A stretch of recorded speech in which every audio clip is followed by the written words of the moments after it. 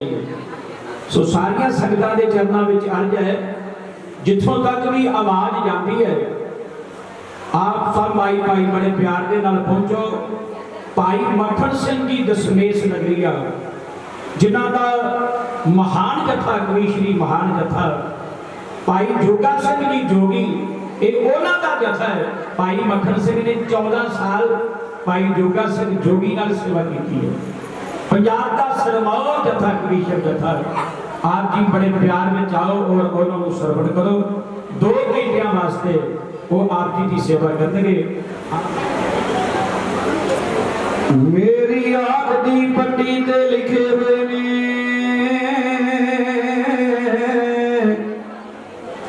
तेरे चोजिया भुल गए नहीं तेरे प्यार दे पैर पेच पीछे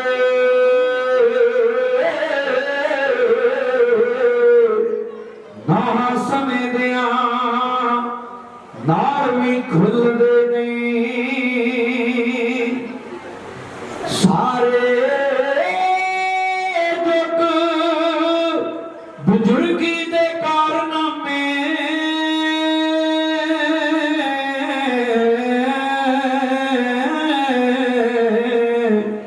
तेरे एक भी कौतक दे तुलदे नहीं शतर पहाड़ियां दे सिर ते शतर जेड़े तेरे पैर दी जुत्ती दे मुल दे नहीं तेरे पैर दी जुत्ती दे मुल दे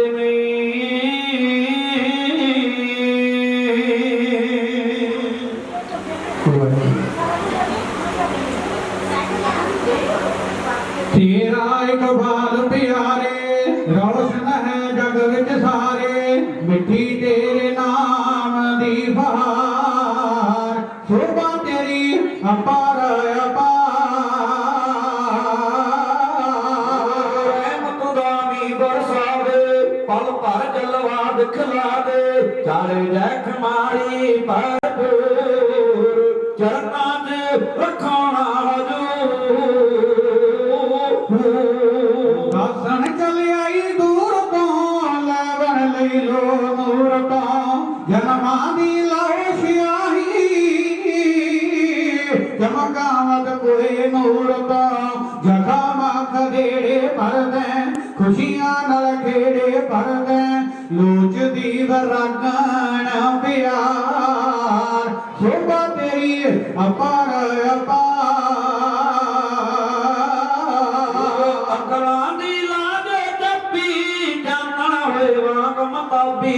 रोशन दी मांग करते खिड़े ना फुल गुलाबी नहीं कानल भर दो बेड़ा जीवन ते आ जाए खेड़ा चाल दे बाणी दा सरूर चरना च रखना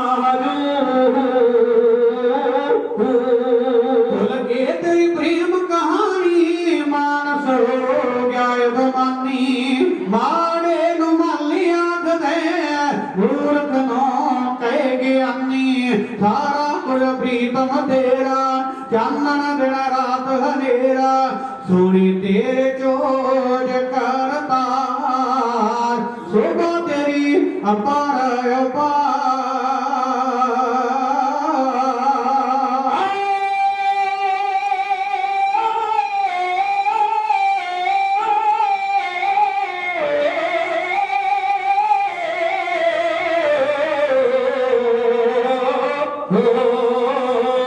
गाँधी हर 83 मेरे पाओ तू सागर बनासी अरबा हथ दी बाहों सोदा लिख गाए न जासी धरती विच वीरे पन्ने कोटा मुणवन सुवन्ने नेड़े वसे किसे तो न दूर चरना च रखना हजूर जनरे तो नदियां भर दे राई तो पर्वत कर दे शाह भी घुमगा दे गंगले नशादा भरदे अचरज तो गुणी गहीरा कोले नो कर दो हीरा ज्ञान नाल करो शार शार शोभा तेरी अपार प्रेम दी हवा वगा दे दुगदानों दूर भजा दे झिगड़ा चों कातिक तूरत गलियां विच भाई पवा दे नफरत नूं ला दे खुंजे हर थां मुहब्बत गुंजे दौड़ जावे दिलां चों गुरू चरनां च रखना तू ही तरी अंबर रखे राम सास इंदा तेरे बच्चे कुछ देखन पठिया वांगर उठे भी जीवन नचे तेरा पसार नियारा सगली नो मोहनारा हर पासे चिम्मा दा खुमार शोभा तेरी अपार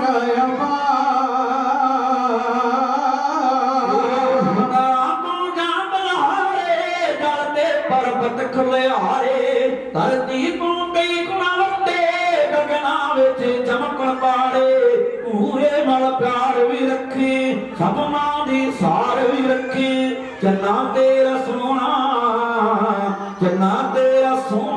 दस तोड़ चरना च रखना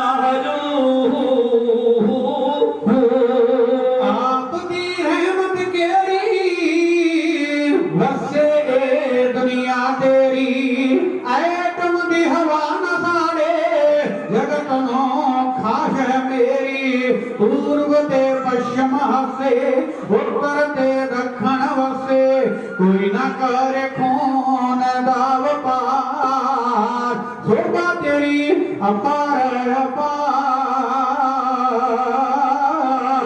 सजदा खड़का दे डिंका हिरदा जाऊं करद शंका बरसे नूर जमानो तेरा जस गावे पैका संतों दी तरज बयानी मक्खन सिंह नार ज्ञानी तेरे रंगी रहिए नूर नूर चरना च रखना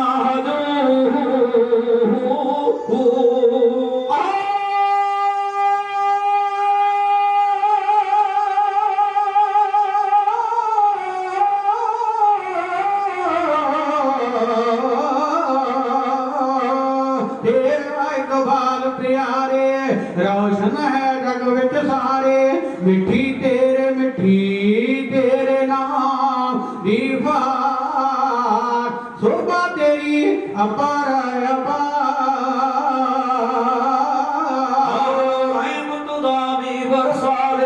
पल भर जलवा दिखला दे चार विजय कुमारी भरपूर चरना च रखना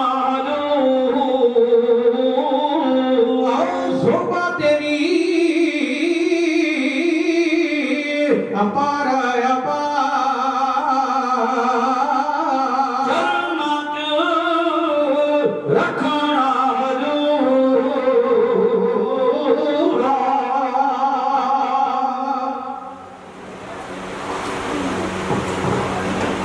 नाल मंतरा नहीं मसाल बलदी तेल मुके ते दीवा हो गुल जावे लाख यतन करिए फिर ना पवे भांडे जेड़ा दुध दरिया विच डुल जावे फीता फीता हो जाती कबीलदारी जदों गंढ के तफाक दी खुल जावे पास मिट जाती गलत हरफ वांगू जेड़ी कौम इतिहास नूं भुल जावे ਜਿਹੜੀਆਂ ਕੌਮਾਂ ਆਪਣੇ ਇਤਿਹਾਸ ਨੂੰ ਭੁੱਲ ਜਾਂਦੀਆਂ ਨੇ ਉਹ ਸੰਸਾਰ ਦੀ ਸਲੇਟ ਤੋਂ ਗਲਤ ਅੱਖਰਾਂ ਦੀ ਤਰ੍ਹਾਂ ਮਿਟ ਜਾਂਦੀਆਂ ਨੇ।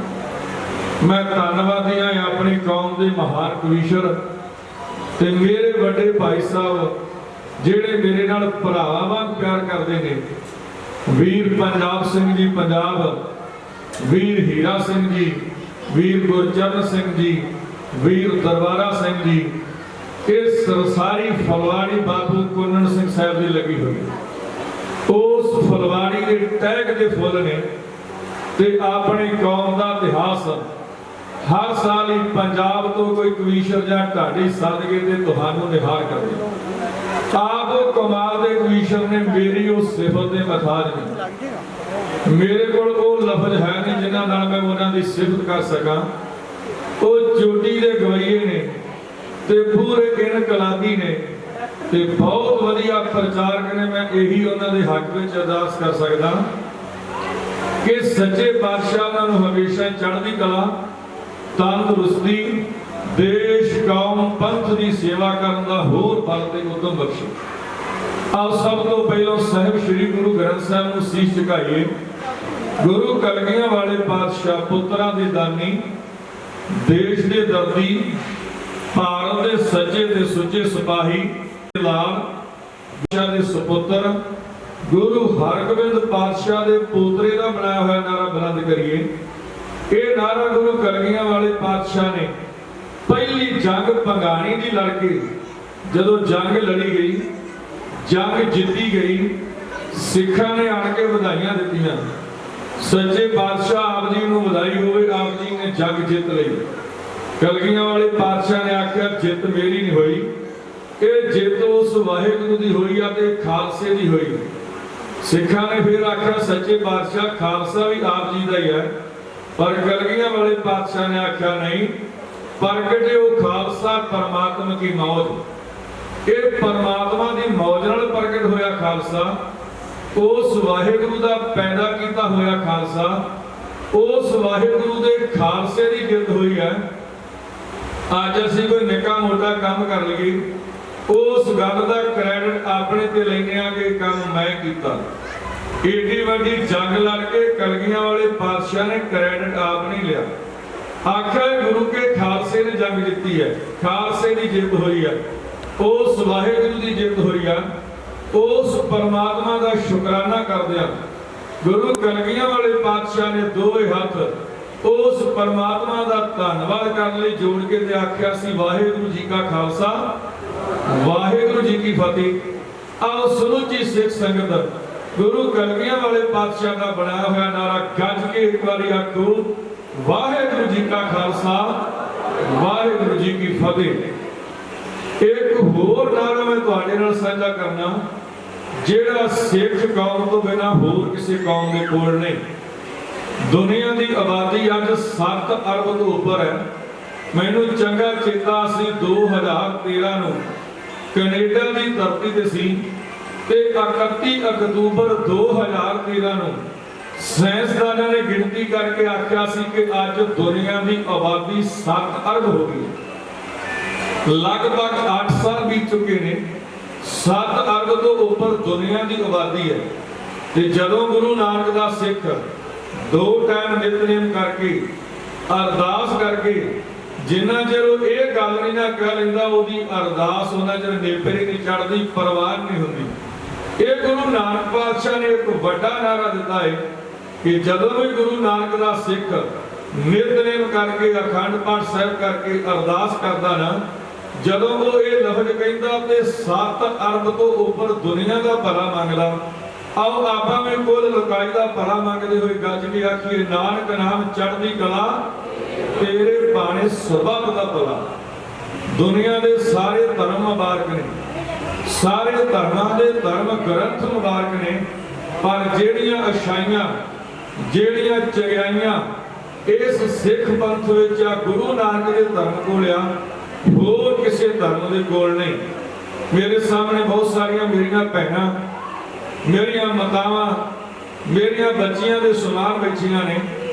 इन्हां भैणां नूं सब तो वड्डा हक गुरु नानक पातशाह ने लैके दिता। अज भी तुसीं हिंदू धर्म दे विच जनेऊ पाया जांदा पंडित नूं, पर पंडित दी घरवाली नूं जनेऊ नहीं पाया जांदा। किसी मां धी भैण नूं जनेऊ नहीं बनाया जांदा। मुसलमान वीरां दा धर्म मुबारक है, वो मसीत दे विच जाके नमाज पढ़ सकदे ने, पर किसी मुसलमान औरत नूं ये हक नहीं उस मसीत दे विच एक कदम भी रख देवे। जे किते वो भुली चुकी डरदी डराउंदी मसीत दे विच एक कदम भी रख देवे, मुसलमान वीरां दा हुक्म है कि जिन्ना चिर उस मसीत नूं 7 ਵਾਰੀ ਉਬਲਦਾ ਸੜਦਾ ਹੋਇਆ ਪਾਣੀ ਪਾ ਕੇ ਨਾ ਧੋਤਾ ਜਾਵੇ, ਉਹ ਮਸੀਤ ਨਮਾਜ਼ ਪੜ੍ਹਨ ਦੇ ਕਾਬਲ ਨਹੀਂ ਹੁੰਦੀ। ਉੱਥੇ ਵੀ ਬਰਾਬਰਤਾ ਨਹੀਂ, ਪਰ ਗੁਰੂ ਨਾਨਕ ਪਾਤਸ਼ਾਹ ਨੇ ਬਰਾਬਰਤਾ ਦਿੱਤੀ ਆ ਸਾਡੀਆਂ ਭੈਣਾਂ ਨੂੰ। ਜਦੋਂ ਗੁਰਦੁਆਰਾ ਸਾਹਿਬ ਬਣਦਾ, ਬਿਲਕੁਲ ਮਿਣ ਕੇ ਅੱਧਾ ਥਾਂ ਭੈਣਾਂ ਵਾਸਤੇ ਛੱਡਿਆ ਜਾਂਦਾ, ਅੱਧਾ ਥਾਂ ਵੀਰਾਂ ਵਾਸਤੇ ਛੱਡਿਆ ਜਾਂਦਾ। ਜਦੋਂ ਗੁਰੂ ਨਾਨਕ ਪਾਤਸ਼ਾਹ ਇੱਕ ਵਾਰੀ ਸਵੇਰ ਪਰਬਤ ਤੇ ਗਏ, ਉੱਥੇ ਜੋਗੀਆਂ ਨਾਲ ਸਿੱਧਾ ਨਾਲ ਬਹਿਸ ਹੋਈ। ਜੋਗੀਆਂ ਨੇ ਆਖਿਆ ਕੌਣ ਜੀ? ਗੁਰੂ ਨਾਨਕ ਪਾਤਸ਼ਾਹ ਨੇ ਆਖਿਆ ਮੈਨੂੰ ਨਾਨਕ ਤਬਾ ਕਹਿੰਦੇ ਨੇ। ਉਹਨਾਂ ਆਖਿਆ ਸਾਨੂੰ ਪਤਾ ਲੱਗਾ ਤੂੰ ਗ੍ਰਸਤੀ ਹੈ। ਤੇ ਗੁਰੂ ਨਾਨਕ ਪਾਤਸ਼ਾਹ ਨੇ ਆਖਿਆ ਕਿ ਗ੍ਰਸਤੀ ਹੋਣਾ ਕੋਈ ਪਾਪ ਹੈ? ਕਹਿੰਦੇ ਅਸੀਂ ਤੇ ਗ੍ਰਸਤੀਆਂ ਦੇ ਮੱਥੇ ਨਹੀਂ ਲੱਗਦੇ, ਤੂੰ ਸਾਡਾ ਧਰਮ ਭੇਟ ਦਿੱਤਾ। ਗੁਰੂ ਨਾਨਕ ਪਾਤਸ਼ਾਹ ਨੇ ਆਖਿਆ ਮੈਂ 2-4 ਸਵਾਲ ਕਰਾਂਗਾ, ਮੇਰੇ ਸਹੀ ਜਵਾਬ ਦਿਆ ਜੀ। ਜੇ ਤੁਸੀਂ ਠੀਕ ਹੋਏ, ਸੱਚੇ ਹੋਏ, ਮੈਂ ਤੁਹਾਡੇ ਕੋਲੋਂ ਖਿਮਾ ਮੰਗ ਲਵਾਂਗਾ। ਜੇ ਤੁਸੀਂ ਗਲਤ ਹੋਏ ਫਿਰ ਤੁਹਾਨੂੰ ਮਾਫੀ ਮੇਰੇ ਕੋਲੋਂ ਮੰਗਣੀ ਪਏਗੀ। ਗੁਰੂ ਨਾਨਕ ਪਾਤਸ਼ਾਹ ਨੇ ਆਖਿਆ ਸਾਧ ਬਾਬਿਓ, ਮੈਂ ਵੇਖਣ ਲਿਆ ਕੱਲ ਦਾ ਆਣ ਕੇ ਇੱਥੇ ਤੁਹਾਡੇ ਨਾਂ ਦੇ ਕੋਈ ਲੰਗਰ ਦਾ ਪ੍ਰਬੰਧ ਹੈ, ਨਾ ਇੱਥੇ ਕੋਈ ਲੋਹਾ ਨਾ ਪਰਾਤਾਂ, ਨਾ ਕੋਈ ਲੰਗਰ ਦਾ ਸਾਜੋ ਸਮਾਨ, ਚੁੱਲ੍ਹੇ ਤਵੇ ਦਿਸਦੇ ਆ, ਪ੍ਰਸ਼ਾਦਾ ਛਕਦੇ ਜੇ?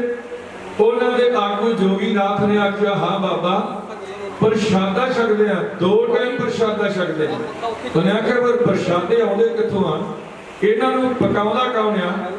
ਉਸ ਨਾਥ ਨੇ ਆਖਿਆ ਨਾਨਕ ਤਬਾ ਸਾਡੇ ਚੇਲੇ ਜਾਂਦੇ ਨੇ ਪਿੰਡਾਂ ਵਿੱਚ, ਉਹ ਪਿੰਡਾਂ ਵਿੱਚੋਂ ਮੰਗ ਕੇ ਪ੍ਰਸ਼ਾਦੇ ਲਿਆਉਂਦੇ ਨੇ, ਅਸੀਂ ਉਹ ਪ੍ਰਸ਼ਾਦੇ ਛਕ ਲੈਂਦੇ ਆ। ਗੁਰੂ ਨਾਨਕ ਪਾਤਸ਼ਾਹ ਨੇ ਆਖਿਆ ਫਿਰ ਤੁਹਾਡੀ ਫਕੀਰੀ ਅਧੂਰੀ ਹੈ। ਜਿਹੜੀਆਂ ਔਰਤਾਂ ਦੇ ਮੱਥੇ ਲੱਗਣਾ ਪਾਪ ਸਮਝਦੇ ਜੇ, ਉਹਨਾਂ ਔਰਤਾਂ ਦੇ ਹੱਥਾਂ ਦੇ ਪੱਕੇ ਹੋਏ ਪ੍ਰਸ਼ਾਦੇ, ਉਹਨਾਂ ਔਰਤਾਂ ਦੇ ਹੱਥਾਂ ਤੋਂ ਬਣੀਆਂ ਹੋਈਆਂ ਦਾਲਾਂ ਸਬਜ਼ੀਆਂ ਖਾ ਕੇ ਢਿੱਡ ਢੋਲਾ ਜਿਹੜੇ ਵਧਾਈ ਫਿਰਦੇ, ਤੁਹਾਡੀ ਤੇ ਫਕੀਰੀ ਅਧੂਰੀ ਹੈ। ਗੁਰੂ ਨਾਨਕ ਪਾਤਸ਼ਾਹ ਦੇ ਚਰਨਾਂ ਤੇ ਮੱਥਾ ਟੇਕ ਕੇ ਇਹਨਾਂ ਸਾਧ ਬਾਬਿਆਂ ਜੋਗੀ ਨਾਥਾਂ ਨੇ ਮੱਥਾ ਟੇਕ ਕੇ ਆਖਿਆ ਨਾਨਕ ਤਬਾ ਤੂੰ ਸੱਚਾ ਹੈ। ਸੋ ਮੈਂ ਧੰਨਵਾਦੀ ਹਾਂ ਭੈਣਾਂ ਦਾ, ਵੱਡੀ ਗਿਣਤੀ ਵਿੱਚ ਬੈਠੀਆਂ ਨੇ। ਸੋ ਜਿੰਨਾ ਕੁ ਸਮਾਂ ਮੇਰੇ ਵੀਰ ਪੰਜਾਬ ਸਿੰਘ ਪੰਜਾਬ ਨੇ ਮੈਨੂੰ ਹੁਕਮ ਲਾਇਆ ਜਥੇ ਸਮੇਤ ਹਾਜ਼ਰੀ ਭਰਨ ਦਾ, ਮੈਂ ਕੋਸ਼ਿਸ਼ ਕਰਾਂਗਾ ਉਸ ਸਮੇਂ ਵਿੱਚੋਂ 2-4-5 ਮਿੰਟ ਛੱਡਾਂਗਾ ਜ਼ਰੂਰ, ਵੱਧ ਨਹੀਂ ਕਦੇ ਵੀ ਲਾਏ ਤੇ ਨਾਲ ਲਾਉਣੇ। ਮੈਂ 1-2 ਕਵਿਤਾ ਉਹਨਾਂ ਵੀਰਾਂ ਕੋਲੋਂ ਵੀ ਨਾਲ ਕਹਾਉਣੀਆਂ, ਕਿਉਂਕਿ ਕੁਦਰਤੀ ਸਬੱਬ ਬਣਿਆ। ਪਰ ਮੈਂ ਉਹ ਕਵਿਤਾ ਅਖੀਰ ਤੇ ਜਾ ਕੇ ਆਪਣੇ ਵੀਰਾਂ ਨੂੰ ਬੇਨਤੀ ਕਰਕੇ ਆਪਣੇ ਜਥੇ ਦੇ ਨਾਲ ਰਲ ਕੇ ਅਸੀਂ ਸਾਰੇ ਵੀਰ ਰਲ ਕੇ ਉਹ ਕਵਿਤਾ ਤੁਹਾਨੂੰ ਜ਼ਰੂਰ ਸੁਣਾਵਾਂਗੇ। ਆਓ ਹੁਣ ਮੈਂ ਇੱਕ ਪ੍ਰਸੰਗ ਤੁਹਾਡੇ ਨਾਲ ਸ਼ੁਰੂ ਕਰਕੇ ਤੇ ਉਹਨੂੰ ਅਖੀਰ ਤੇ ਨੇਪਰੇ ਚਲਾ ਕੇ ਉਸ ਪ੍ਰਸੰਗ ਦਾ ਰਿਜ਼ਲਟ ਕੱਢ ਕੇ ਤੁਹਾਡੇ ਕੋਲੋਂ ਖਿਮਾ ਲੈਣੀ। ਇਹ ਪ੍ਰੋਗਰਾਮ ਮਨਾਇਆ ਜਾ ਰਿਹਾ ਹੋਲੇ ਮਹੱਲੇ ਨੂੰ ਸਮਰਪਣ, ਕਿਉਂਕਿ ਪਹਿਲੋਂ ਰਿਵਾਜ ਉਲਟਾ ਸੀ, ਇੱਕ ਦੂਜੇ ਤੇ ਰੰਗ ਪਾ ਕੇ ਹੋਲੀ ਖੇਡੀ ਜਾਂਦੀ ਸੀ। ਕਲਗੀਆਂ ਵਾਲੇ ਬਾਦਸ਼ਾਹ ਨੇ ਇਹਨੂੰ ਬਦਲ ਕੇ ਹੋਲਾ ਮਹੱਲਾ ਬਣਾ ਦਿੱਤਾ ਕਿ ਇਸ ਟਾਈਮ ਤੇ ਆਣ ਕੇ ਵਿਦਵਾਨਾਂ ਦੇ ਕੋਲੋਂ ਆਪਣੇ ਇਤਿਹਾਸ ਤੋਂ ਜਾਣੂ ਹੋਇਆ ਕਰੋ। ਹੋਲਾ ਮਹੱਲਾ ਮਨਾਉਣ ਦਾ ਰਿਵਾਜ ਗੁਰੂ ਕਲਗੀਆਂ ਵਾਲੇ ਪਾਤਸ਼ਾਹ ਨੇ ਅਨੰਦਪੁਰ ਸਾਹਿਬ ਸ਼ੁਰੂ ਕੀਤਾ ਸੀ। ਮੇਰਾ ਚਿੱਤ ਕੀਤਾ ਕਿ ਇੱਕ ਕਵਿਤਾ ਇਸ ਹੋਲੇ ਮਹੱਲੇ ਦੀ ਕਹਿ ਕੇ ਫਿਰ ਉਸ ਪ੍ਰਸੰਗ ਨੂੰ ਸ਼ੁਰੂ ਕਰਾਂਗੇ। ਬੜੀ ਪਿਆਰੀ ਕਵਿਤਾ ਹੈ ਕਿ ਲੋਕ ਤੇ ਹੋਲੀਆਂ ਮਨਾਉਂਦੇ ਨੇ, ਪਰ ਗੁਰੂ ਦਾ ਖਾਲਸਾ, ਗੁਰੂ 10ਵੇਂ ਪਾਤਸ਼ਾਹ ਦਾ ਪੈਦਾ ਕੀਤਾ ਹੋਇਆ ਪੰਥ ਖਾਲਸਾ ਹੋਲੀ ਨਹੀਂ, ਉਹ ਹੋਲਾ ਮਨਾਉਂਦਾ ਹੈ। ਉਹ ਹੋਲਾ ਕਿਸ ਤਰ੍ਹਾਂ ਮਨਾਉਂਦਾ ਹੈ, ਤੁਸੀਂ ਕਵਿਤਾ ਨੂੰ ਧਿਆਨ ਦੇ ਨਾਲ ਸੁਣੀ ਜਾਇਆ ਜੀ। ਮੇਰੇ ਸਾਥੀ ਗੁਰਮੇਲ ਸਿੰਘ ਮਰਾਣੇ ਵਾਲਾ, ਭੁਪਿੰਦਰ ਸਿੰਘ ਦਦੇਰ ਸਾਹਿਬ ਵਾਲਾ ਤੁਹਾਡੇ ਸਾਹਮਣੇ ਕਵਿਤਾ ਬਿਆਨ ਕਰ ਰਹੇ ਨੇ ਕਿ ਹੋਲੀ ਤੇ ਸਾਰਾ ਜਗਤ ਮਨਾਉਂਦਾ, ਪਰ ਹੋਲਾ ਕੱਲਾ ਖਾਲਸਾ ਹੀ ਮਨਾਉਂਦਾ ਹੈ। ਮਹਾਰਾਜ 10ਵੇਂ ਪਾਤਸ਼ਾਹ ਨੇ ਆਪਣੇ ਪੰਥ ਨੂੰ, ਆਪਣੀ ਕੌਮ ਨੂੰ ਕੀ ਉਪਦੇਸ਼ ਕੀਤਾ ਕਿ ਕਿਸ ਤਰ੍ਹਾਂ ਸਾਨੂੰ ਹੋਲਾ ਮਨਾਉਣਾ ਚਾਹੀਦਾ। ਸੁਣੋ ਪਿਆਰ ਸਤਿਕਾਰ ਨਾਲ, ਮੇਰੇ ਸਾਥੀ ਐਵੇਂ ਬਿਆਨ ਕਰਦੇ। ਹੋਲੀ ਖੇਡਦਾ ਏ ਸਾਰਾ ਸੰਸਾਰ, ਖਾਲਸੇ ਨੇ ਹੋਲਾ ਖੇਡਣਾ। ਹੋਲੀ ਖੇਡਦਾ ਏ ਸਾਰਾ ਸੰਸਾਰ, ਖਾਲਸੇ ਨੇ ਹੋਲਾ ਖੇਡਣਾ। ਹੋਲੀ ਖੇਡਦਾ ਏ ਸਾਰਾ ਸੰਸਾਰ, ਖਾਲਸੇ ਨੇ ਹੋਲਾ ਖੇਡਣਾ। ਉਹ ਕਹਿੰਦੇ ਦਸ਼ਮੇਸ਼ ਸੁਣੋ ਗੱਲ ਮੇਰੀ ਪਿਆਰਿਓ, ਰੱਖਣੀ ਹੈ ਯਾਦ ਨਾਹੀਂ ਦਿਲਾਂ ਚੋਂ ਵਸਾਰਿਓ।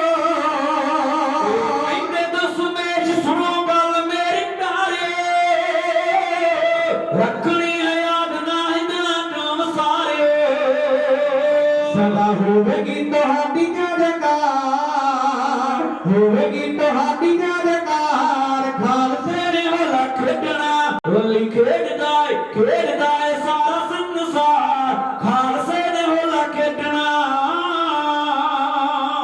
ਰਸਮੋ ਰਿਵਾਜ ਸਭ ਉਲਟ ਹੀ ਕਰਿਆ ਯਾਦ ਅਪਮਾਨਿਤਾ ਉਲਟ ਪੱਟੀ ਪੜਿਆ ਰਸਮੋ ਰਿਵਾਜ ਤਾਂ ਉਲਟ ਸਭ ਕਰਿਆ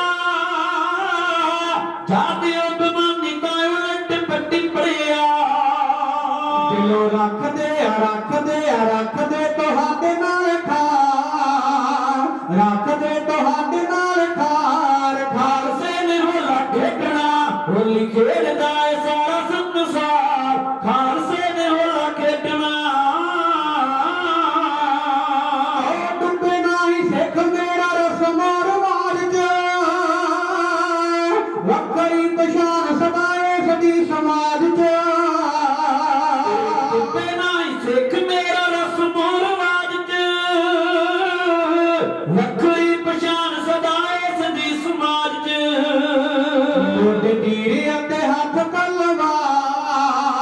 ਤੀਰ ਅਤੇ ਹੱਥ ਤਲਵਾਰ ਖਾਲਸੇ ਨੇ ਹੋਲਾ ਖੇਡਣਾ ਹੋਲੀ ਖੇਡਦਾ ਏ ਸਾਰਾ ਸੰਸਾਰ ਖਾਲਸੇ ਨੇ ਹੋਲਾ ਖੇਡਣਾ ਜੱਗ ਦੇ ਲਤਾੜੀਆਂ ਅਨੋਖੀ ਚਾਲ ਚੱਲਣਾ ਇਹਨਾਂ ਨੇ ਹੀ ਉਲਮੀ ਹਨੇਰ ਤਾਈ ਠੱਲਣਾ ਲਤਾੜੀਆਂ ਨੇ ਉਲਟ ਚਾਲ ਚੱਲਣਾ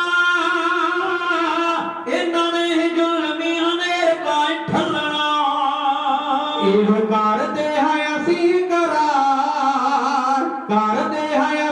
ਕਰਾਰ ਖਾਲਸੇ ਨੇ ਹੋਲਾ ਖੇਡਣਾ ਹੋਲੀ ਖੇਡਦਾ ਏ ਸਾਰਾ ਸੰਸਾਰ ਖਾਲਸੇ ਨੇ ਹੋਲਾ ਖੇਡਣਾ ਇਹ ਰੁਤਬਾ ਤੁਹਾਡਾ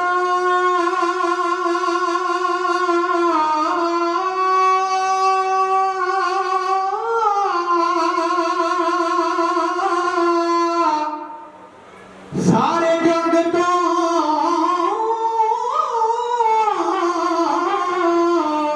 ਨਿਆਰਾ ਹੈ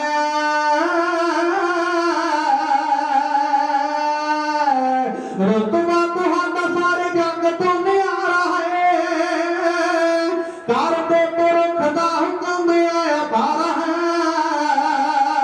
ਰੁਤਬਾ ਤੁਹਾਡਾ ਸਾਰੇ ਜਗ ਤੋਂ ਨਿਆਰਾ ਹੈ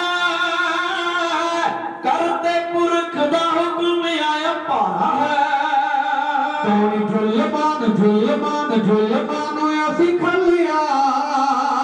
ਜ਼ੁਲਮਾਂ ਨੂੰ ਅਸੀਂ ਖਲਿਆਰ ਖਾਲਸੇ ਨੇ ਹੋਲਾ ਖੇਡਣਾ ਹੋਲੀ ਖੇਡਦਾ ਏ ਸਾਰਾ ਸੰਸਾਰ ਖਾਲਸੇ ਨੇ ਹੋਲਾ ਖੇਡਣਾ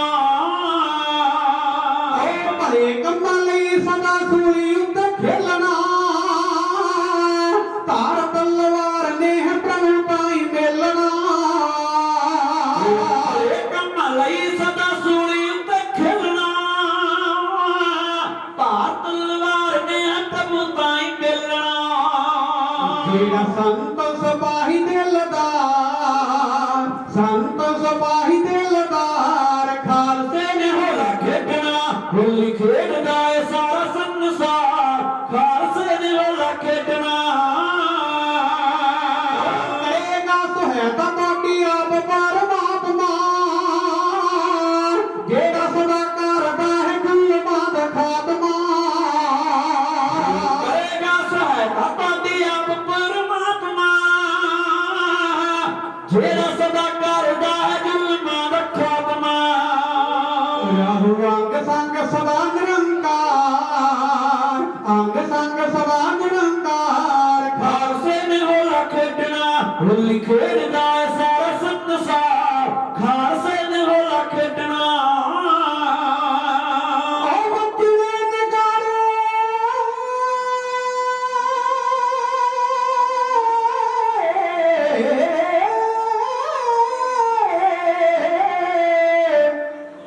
ਅਤੇ ਹੋ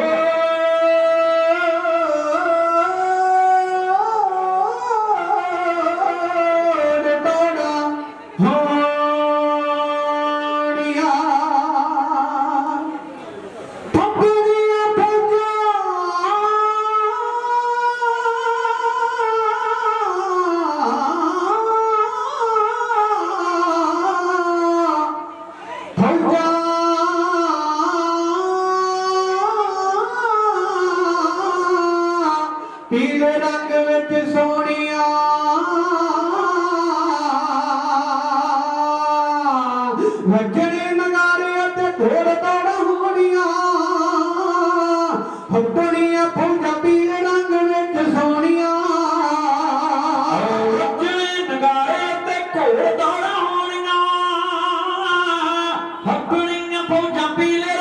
ਵਿੱਚ ਸੋਹਣੀਆਂ। ਉਹ ਜਦੋਂ ਲੱਗੇਗੀ ਜਕਾਰਿਆਂ ਦੀ ਤਾਰ, ਲੱਗੇਗੀ ਜਕਾਰਿਆਂ ਦੀ ਤਾਰ, ਖਾਲਸੇ ਨੇ ਹੋਲਾ ਖੇਡਣਾ, ਹੋਲੀ ਖੇਡਦਾ ਏ ਖੇਡਦਾ ਏ ਖੇਡਦਾ ਏ ਸਾਰਾ ਸੰਸਾਰ। ਖਾਲਸੇ ਨੇ ਹੋਲਾ ਖੇਡਣਾ। ਦੁਖੀਆਂ ਨੂੰ ਗਲ ਨਾਲ ਲਾਉਣ ਵਾਲਾ ਖਾਲਸਾ, ਡਿੱਗਿਆਂ ਨੂੰ ਗਲ ਨਾਲ ਲਾਉਣ ਵਾਲਾ ਖਾਲਸਾ, ਦੁਖੀਆਂ ਨੂੰ ਗਲ ਨਾਲ ਲਾਉਣ ਵਾਲਾ ਖਾਲਸਾ, ਡਿੱਗਿਆਂ ਨੂੰ ਗਲ ਨਾਲ ਲਾਉਣ ਵਾਲਾ ਖਾਲਸਾ। ਜਿਹੜਾ ਸਾਰਿਆਂ ਨੂੰ ਕਰਦਾ ਹੈ ਪਿਆਰ, ਸਾਰਿਆਂ ਨੂੰ ਕਰਦਾ ਹੈ ਪਿਆਰ, ਖਾਲਸੇ ਨੇ ਹੋਲਾ ਖੇਡਣਾ, ਹੋਲੀ ਖੇਡਦਾ ਏ ਸਾਰਾ ਸੰਸਾਰ। ਖਾਲਸੇ ਨੇ ਹੋਲਾ ਖੇਡਣਾ। ਜੰਗੀ ਹਥਿਆਰਾਂ ਨੂੰ ਚਲਾਉਣਾ ਸਭ ਸਿੱਖ ਲੋ, ਗੁਰੂ ਦੇ ਪਿਆਰ ਤਾਈਂ ਮਨ ਵਿੱਚ ਲਿਖ ਲੋ।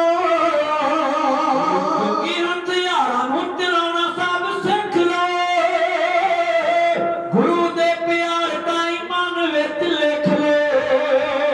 ਉੱਚਾ ਕਰਦਾ ਤੁਹਾਡਾ ਕਿਰਦਾਰ, ਕਰਦਾ ਤੁਹਾਡਾ ਕਿਰਦਾਰ, ਖਾਲਸੇ ਨੇ ਹੋਲਾ ਖੇਡਣਾ, ਹੋਲੀ ਖੇਡਦਾ ਏ ਸਾਰਾ ਸੰਸਾਰ। ਖਾਲਸੇ ਨੇ ਹੋਲਾ ਖੇਡਣਾ। ਲੱਗਣੇ ਦੀਵਾਨ ਤੇ ਕਮਿਸ਼ਨਾਂ ਨੇ ਗਾਉਣਾ ਏ, ਲੇਖ ਇਤਿਹਾਸ ਬਲਬੀਰ ਨੇ ਸੁਣਾਉਣਾ ਏ। ਲੱਗਣੇ ਦੀਵਾਨ ਤੇ ਕਵੀਸ਼ਰਾਂ ਨੇ ਗਾਉਣਾ ਹੈ, ਲੇਖ ਇਤਿਹਾਸ ਦਲਬੀਰ ਨੇ ਸੁਣਾਉਣਾ ਹੈ। ਜੋ ਹੈ ਅਸਾਂ ਦਾ ਪਿਆਰਾ ਸੇਵਾਦਾਰ, ਅਸਾਂ ਦਾ ਪਿਆਰਾ ਸੇਵਾਦਾਰ, ਖਾਲਸੇ ਨੇ ਹੋਲਾ ਖੇਡਣਾ, ਹੋਲੀ ਖੇਡਦਾ ਏ ਖੇਡਦਾ ਏ ਖੇਡਦਾ ਏ ਸਾਰਾ ਸੰਸਾਰ। ਖਾਲਸੇ ਨੇ ਹੋਲਾ ਖੇਡਣਾ।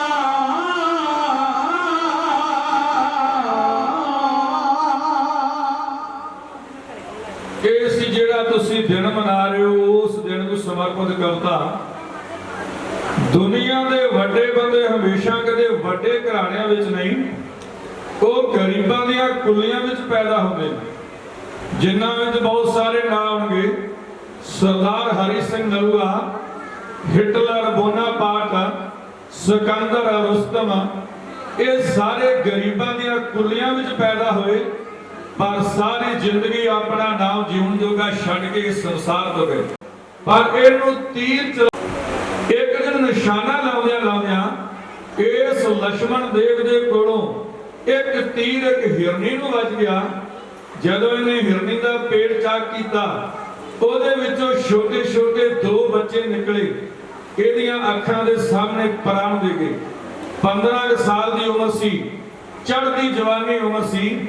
ਇਹ ਚੜ੍ਹਦੀ ਹੋਈ ਜਵਾਨੀ, ਹੱਸਦੀ ਹੋਈ ਜਵਾਨੀ, ਟੱਪਦੀ ਹੋਈ ਜਵਾਨੀ ਇੱਕ ਵਾਰੀ ਗਮ ਦੇ ਆਲਮ ਵਿੱਚ ਡੁੱਬ ਗਈ। ਇਹ ਆਪਣੇ ਘਰੇ ਚਲੇ ਗਿਆ। ਇਹਨੇ ਤੀਰ ਕਮਾਨ ਭੰਨ ਕੇ ਸੁੱਟ ਦਿੱਤਾ। ਇਹਨੇ ਕਮਾਨ ਭੰਨ ਕੇ ਤਵੀ ਨਦੀ ਵਿੱਚ ਸੁੱਟ ਦਿੱਤੀ, ਤੀਰ ਵੀ ਸੁੱਟ ਦਿੱਤੇ। ਇਹ ਆਪਣੇ ਘਰ ਰਹਿ ਰਿਹਾ ਸੀ, ਬੜਾ ਮਾਯੂਸ ਹੋ ਕੇ ਰਹਿ ਰਿਹਾ ਸੀ। ਇੱਕ ਦਿਨ ਇੱਕ ਸਾਧੂ ਆਇਆ, ਉਹਦਾ ਨਾਮ ਸੀ ਰਾਮਦਾਸ ਬਰਾਗੀ। ਉਹਨੇ ਮੱਥਾ ਵੇਖ ਕੇ ਆਖਿਆ, ਕਾਕਾ ਬੜਾ ਕਮਾਲ ਦਾ ਚਿਹਰਾ ਹੈ ਤੇਰਾ, ਬੜਾ ਦੁਨੀਆ ਤੇ ਨਾਮ ਬਣਨ ਵਾਲਾ ਹੈ ਤੇਰਾ, ਕੀ ਗੱਲ ਹੈ ਬੜਾ ਸੋਗ ਦੇ ਆਲਮ ਵਿੱਚ ਡੁੱਬਾ ਰਹਿਣਾ। ਉਹਨੇ ਆਖਿਆ, ਬਾਬਾ ਜੀ ਇਸ ਤਰ੍ਹਾਂ ਮੈਂ ਬੜਾ ਵੱਡਾ ਤੀਰ ਅੰਦਾਜ਼, ਬੜਾ ਵੱਡਾ ਤੀਰ ਅੰਦਾਜ਼ੀ ਦਾ ਪਲੇਅਰ ਬਣਨ ਦਾ ਮਨ ਬਣਾਇਆ ਸੀ, ਪਰ ਮੇਰੇ ਕੋਲੋਂ ਇੱਕ ਹਿਰਨੀ ਮਾਰੀ ਗਈ। ਉਹਦੇ ਦੋ ਬੱਚੇ ਮੇਰੀਆਂ ਅੱਖਾਂ ਦੇ ਸਾਹਮਣੇ ਪ੍ਰਾਣ ਦੇ ਗਏ। ਉਸ ਦਿਨ ਦਾ ਮੇਰਾ ਮਨ ਜਿਹੜਾ ਨਾ, ਉਹ ਬੜਾ ਗਮ ਦੇ ਆਲਮ ਵਿੱਚ ਡੁੱਬ ਗਿਆ। ਉਸ ਸਾਧੂ ਰਾਮਦਾਸ ਬਰਾਗੀ ਨੇ ਆਖਿਆ, ਕਾਕਾ ਫਿਕਰ ਨਾ ਕਰ, ਜਿੱਥੇ ਚੰਗੇ ਕੰਮ ਕਰੀ ਗਿਆ ਉੱਥੇ ਕਿਸੇ ਵੇਲੇ ਕੋਈ ਇਸ ਤਰ੍ਹਾਂ ਦਾ ਕੰਮ ਹੋ ਜਾਂਦਾ। ਤੂੰ ਘਰ ਨੂੰ ਛੱਡ ਤੇ ਮੇਰੇ ਨਾਲ ਤੁਰ ਪੋ। ਇਹ ਲక్ష్మణ ਦੇਵ ਇਥੋਂ ਘਰ ਨੂੰ ਛੱਡ ਕੇ ਉਸ ਰਾਮਦਾਸ ਬਰਾਗੀ ਸਾਧੂ ਦੇ ਨਾਲ ਤੁਰ ਪਿਆ। ਇਹਨੇ ਇਹਦਾ ਨਾਮ ਰੱਖ ਦਿੱਤਾ ਮਾਧੋ ਦਾਸ ਬਰਾਗੀ। ਇਹ ਇਥੋਂ ਤੁਰਿਆ, ਉਹਦੇ ਨਾਲ ਆ ਗਿਆ। ਅੰਮ੍ਰਿਤਸਰ ਦੇ ਏਰੀਏ ਵਿੱਚ ਹੁੰਦਾ ਹੋਇਆ, ਲਾਹੌਰ ਦੇ ਏਰੀਏ ਥਾਣੇ ਹੁੰਦਾ ਹੋਇਆ, ਇਹ ਕਸੂਰ ਦੇ ਲਾਗੇ ਚਲੇ ਗਿਆ, ਜਿੱਥੇ ਗੁਰੂ ਨਾਨਕ ਪਾਤਸ਼ਾਹ ਦੀ ਮਾਸੀ ਦਾ ਪੁੱਤਰ ਹੈ, ਉਸ ਪਿੰਡ ਚਲੇ ਗਿਆ। ਉੱਥੇ ਵਿਸਾਖੀ ਦਾ ਬੜਾ ਭਾਰੀ ਮੇਲਾ ਲੱਗਦਾ। ਇਹ ਉਸ ਪਿੰਡ ਵਿੱਚ ਉਸ ਮੇਲੇ ਦੇ ਚਲੇ ਗਿਆ। ਪਰ ਜਿਹੜੇ ਬੰਦੇ ਨੇ ਤਰੱਕੀ ਕਰਨੀ ਹੋਵੇ ਉਹ ਕਦੀ ਇੱਕ ਤੇ ਨਿਰਭਰ ਨਹੀਂ ਰਹਿੰਦਾ। ਇਹਨੂੰ ਦੱਸਿਆ ਰਾਮਦਾਸ ਸਾਧੂ ਬਰਾਗੀ ਤੋਂ ਕੋਈ ਹੋਰ ਚੰਗਾ ਸਾਧੂ ਮਿਲ ਪਿਆ, ਇਹ ਉਹਦੇ ਨਾਲ ਤੁਰ ਪਿਆ। ਪਹਿਲੇ ਦਾ ਪੱਲਾ ਛੱਡ ਦਿੱਤਾ। ਉਹਦੇ ਨਾਲ ਕੁਝ ਸਮਾਂ ਤੁਰਦਾ ਇਹ ਪੰਚਪਟੀ ਦੀਆਂ ਪਹਾੜੀਆਂ ਵੱਲ ਨੂੰ ਤੁਰ ਪਿਆ। ਇਹਨੇ ਦੂਸਰੇ ਸਾਧੂ ਦਾ ਵੀ ਸਾਥ ਛੱਡ ਦਿੱਤਾ। ਇਹ ਚਲੇ ਗਿਆ ਦੱਖਣ ਨੰਦੇੜ ਦੀ ਧਰਤੀ ਤੇ। ਇੱਥੇ ਇੱਕ ਔਗਣਨਾਥ ਸਾਧੂ ਰਹਿੰਦਾ ਸੀ। ਇਹ ਉਹਦੇ ਕੋਲ ਚਲੇ ਗਿਆ, ਉਹਦੇ ਡੇਰੇ ਵਿੱਚ ਰਹਿਣ ਲੱਗ ਗਿਆ। ਉਹ ਬੜੀਆਂ ਰਿੱਧੀਆਂ ਸਿੱਧੀਆਂ ਦਾ ਮਾਲਕ ਸੀ ਔਗਣਨਾਥ ਬਾਬਾ। ਇਹ ਉਹਦੀ ਸੇਵਾ ਕਰਨ ਲੱਗ ਗਿਆ। ਉਹਦੀ ਸੇਵਾ ਕਰਦਿਆਂ ਇਹਨੇ ਉਹਦੇ ਕੋਲੋਂ ਬਹੁਤ ਸਾਰੇ ਜੰਤਰ ਮੰਤਰ ਤੰਤਰ ਹਾਸਲ ਕੀਤੇ। ਬਹੁਤ ਸਾਰੀਆਂ ਰਿੱਧੀਆਂ ਸਿੱਧੀਆਂ ਬੜੀ ਵਿਦਿਆ ਹਾਸਲ ਕੀਤੀ ਤੇ ਬੜਾ ਤਗੜਾ ਸਾਧੂ ਬਣ ਗਿਆ। ਅਖੀਰ ਉਹ ਔਗਣਨਾਥ ਬਜ਼ੁਰਗ ਸੀ, ਉਹ ਚੜ੍ਹਾਈ ਕਰ ਗਿਆ। ਇਸ ਮਾਧੋ ਦਾਸ ਬਰਾਗੀ ਨੇ ਉਹਦਾ ਸੰਸਕਾਰ ਕਰ ਦਿੱਤਾ। ਉਹਦੇ ਡੇਰੇ ਵਿੱਚ ਰਹਿਣ ਲੱਗ ਗਿਆ। ਡੇਰਾ ਬੜਾ ਸੁਹਾਵਣਾ ਬਣਾਇਆ, ਗੋਦਾਵਰੀ ਨਦੀ ਦੇ ਕੰਢੇ ਤੇ ਬਹੁਤ ਸੋਹਣੇ ਫਲ ਤੇ ਫੁੱਲਦਾਰ ਬੂਟੇ ਲਾਏ। ਉਹਦੇ ਵਿੱਚ ਇੱਕ ਪੜਕ ਵਿਛਾ ਦਿੱਤਾ। ਇਹ ਜੰਤਰਾਂ ਮੰਤਰਾਂ ਦਾ ਬੜਾ ਮਾਹਿਰ ਸੀ। ਜਦੋਂ ਇਸ ਡੇਰੇ ਵਿੱਚ ਕੋਈ ਸਾਧੂ ਆਉਣਾ, ਕੋਈ ਫਕੀਰ ਆਉਣਾ, ਇਹਨੇ ਆਪਣੇ ਪੜਕ ਤੇ ਬਿਠਾ ਕੇ ਜੰਤਰ ਮੰਤਰ ਪੜ ਕੇ ਪੜਕ ਮੁੱਦਾ ਕਰ ਦੇਣਾ। ਉਹਨੇ ਪੜਕ ਦੇ ਥੱਲੇ ਆ ਜਾਣਾ, ਇਹਨੇ ਤਾੜੀ ਮਾਰ ਕੇ ਹੱਸਣਾ। ਇਸ ਤਰ੍ਹਾਂ ਦੇ ਕਾਰਜ ਕਰਦਾ ਸੀ। ਇੱਧਰ ਗੁਰੂ ਕਲਗੀਆਂ ਵਾਲੇ ਪਾਤਸ਼ਾਹ ਪਟਨਾ ਸਾਹਿਬ ਵਿੱਚ ਪੈਦਾ ਹੋਏ। ਆਨੰਦਪੁਰ ਸਾਹਿਬ ਵਿੱਚ ਬਹੁਤ ਕਰਤੱਵ ਕੀਤੇ। 31 ਸਾਲ 10 ਮਹੀਨੇ 15 ਦਿਨ ਆਨੰਦਪੁਰ ਸਾਹਿਬ ਦੀ ਧਰਤੀ ਤੇ ਕੱਟ ਕੇ ਇੱਕ ਸਿੰਘ ਨੂੰ ਹਾਥੀ ਦੇ ਨਾਲ ਲੜਾ ਕੇ ਇੱਥੇ ਖਾਲਸਾ ਪੰਥ ਦੀ ਸਾਜਨਾ ਕਰਕੇ 5 ਕਿਲੇ ਉਸਾਰ ਕੇ ਕਲਗੀਆਂ ਵਾਲਾ ਪਾਤਸ਼ਾਹ ਇੱਥੋਂ ਤੁਰਿਆ। ਸਰਸਾ ਦੀ ਜੰਗ ਲੜੀ, ਚਮਕੌਰ ਦਾ ਧਰਮ ਯੁੱਧ ਲੜਿਆ, ਆਪਣੇ ਵੱਡੇ ਪੁੱਤਰ ਸ਼ਹੀਦ ਕਰਾ ਕੇ ਮਾਛੀਵਾੜੇ ਥਾਣੇ ਹੁੰਦੇ ਹੋਏ ਦੀਨੇ ਕਾਂਗੜ ਤੋਂ ਜ਼ਫਰਨਾਮਾ ਫਤਿਹ ਦੀ ਚਿੱਠੀ ਔਰੰਗਜ਼ੇਬ ਬਾਦਸ਼ਾਹ ਨੂੰ ਲੈ ਕੇ ਇੱਥੋਂ ਅੱਗੇ ਚਲੇ ਗਏ। ਕੋਟ ਕਪੂਰੇ ਥਾਣੇ ਹੁੰਦੇ ਹੋਏ ਮੁਕਤਸਰ ਦੀ ਧਰਤੀ ਤੇ ਚਲੇ ਗਏ। ਉੱਥੇ ਜੰਗ ਲੜੀ, ਮਹਾ ਸਿੰਘ ਦੀ ਜਿੱਤ ਕਰਾ ਕੇ ਦਰਸ਼ਨ ਦੇ ਕੇ ਜਿਹੜਾ ਲਿਖਿਆ ਹੋਇਆ ਬਦਾਵਾ ਸੀ ਬੇਮੁਖ ਸਿੱਖਾਂ ਨੇ ਉਹ ਪੜਵਾ ਕੇ ਗੁਰੂ ਕਲਗੀਆਂ ਵਾਲਾ ਪਾਤਸ਼ਾਹ ਇੱਥੋਂ ਅੱਗੇ ਵਧਿਆ। ਸਾਧੋ ਕੀ ਤਲਵੰਡੀ ਚਲੇ ਗਏ।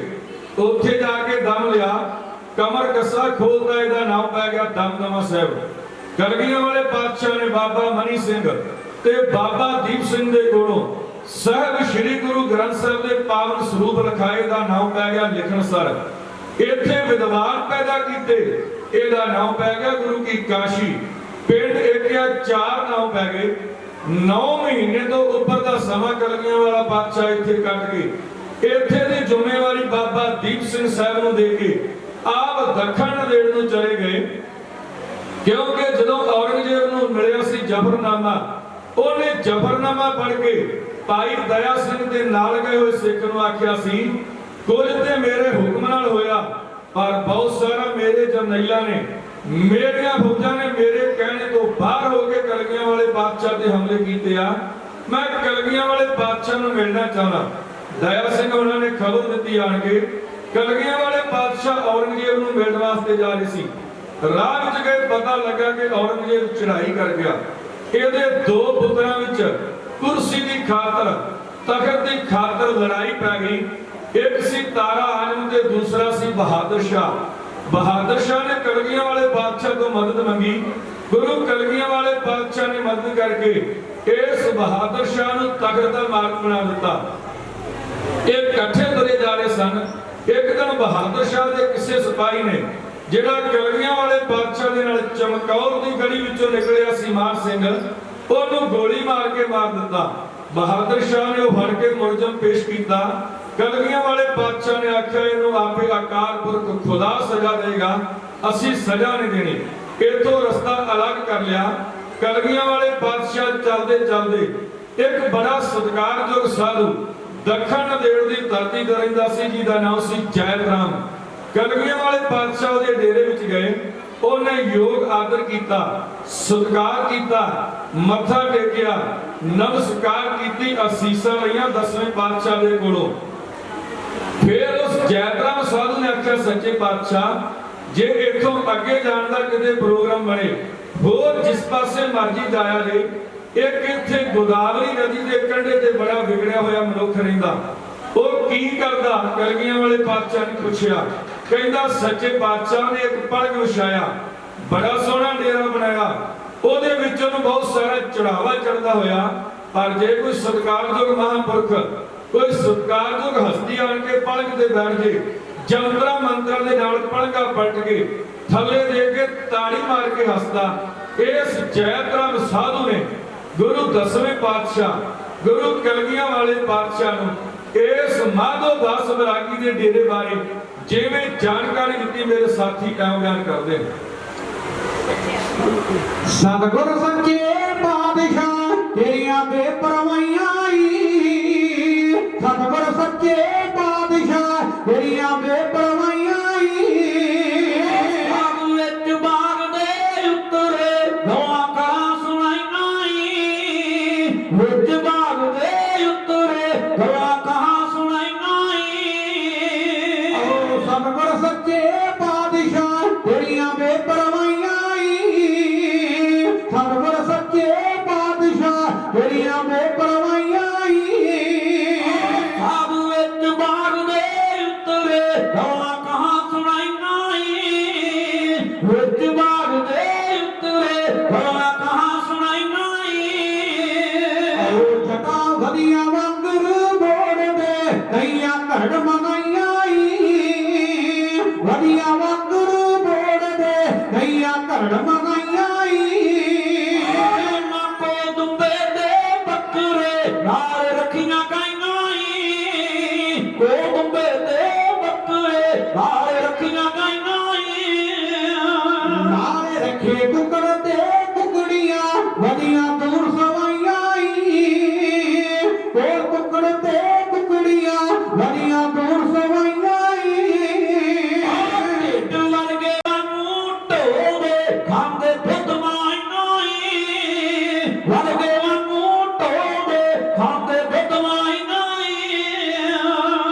ਮਾਰੋ ਦਾਸ ਗੁਰੂ ਨੂੰ ਰੱਟਦੇ ਕਰਦੇ ਨਿਤ ਵਡਿਆਈਆਂ ਈ, ਦਾਸ ਗੁਰੂ ਨੂੰ ਰੱਟਦੇ ਕਰਦੇ ਨਿਤ ਵਡਿਆਈਆਂ ਈ। ਇੱਕ ਡਾਇਆ ਪਲਗਰ ਮਿਲਣਾ ਉੱਤੇ ਨਰਮ ਵਿਛਾਈਆਂ ਈ, ਡਾਇਆ ਪਲਗਰ ਮਿਲਣਾ ਉੱਤੇ ਨਰਮ ਵਿਛਾਈਆਂ ਈ।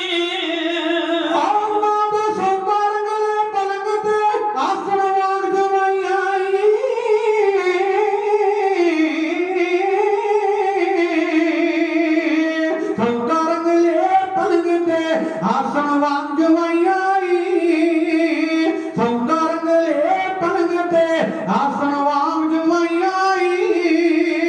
ਜੇ ਕੋਈ ਆਣ ਪਲੰਗ ਤੇ ਬੈਠਦਾ ਕਰਦੇ ਵਾਹ ਵਧਾਈਆਂ ਈ, ਆਣ ਪਲੰਗ ਤੇ ਬੈਠਦਾ ਕਰਦੇ ਵਾਹ ਵਧਾਈਆਂ ਈ। ਉਹ ਪੁੱਠਾ ਹੋ ਜ਼ਮੀਨ ਤੇ ਡਿੱਗਦਾ ਇੱਜ਼ਤਾਂ ਹੱਥ ਨਾ ਆਈਆਂ ਈ, ਹੋ ਜ਼ਮੀਨ ਤੇ ਇੱਜ਼ਤਾਂ ਹੱਥ ਨਾ ਆਈਆਂ ਈ। ਮਮਤਾ ਵੱਧ ਗਈ ਬਹੁਤ ਪਖੰਡ ਦੀ ਮੱਥਾ ਟੇਕਣ ਮਾਈਆਂ ਈ, ਵੱਧ ਗਈ ਬਹੁਤ ਪਖੰਡ ਦੀ ਮੱਥਾ ਟੇਕਣ ਮਾਈਆਂ ਈ। ਉਹ ਭਰਿਆ ਰਹਿੰਦਾ ਵਿੱਚ ਗੁਰੂਰ ਦੇ ਕਰਦਾ ਗਲਤ ਅਦਾਈਆਂ ਈ, ਭਰਿਆ ਰਹਿੰਦਾ ਵਿੱਚ ਗੁਰੂਰ ਦੇ ਕਰਦਾ ਗਲਤ ਅਦਾਈਆਂ ਈ।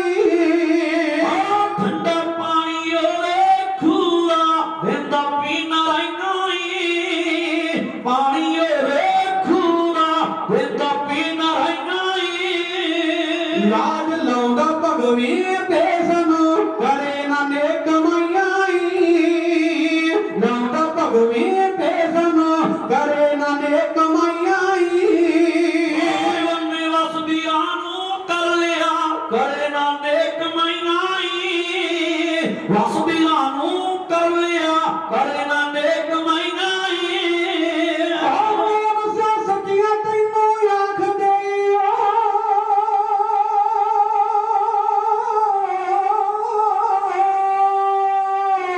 सचिया तैनू आख दे देंदे लोग दुहाइयां सचिया तैनू आख दे देंदे लोग दुहाइयां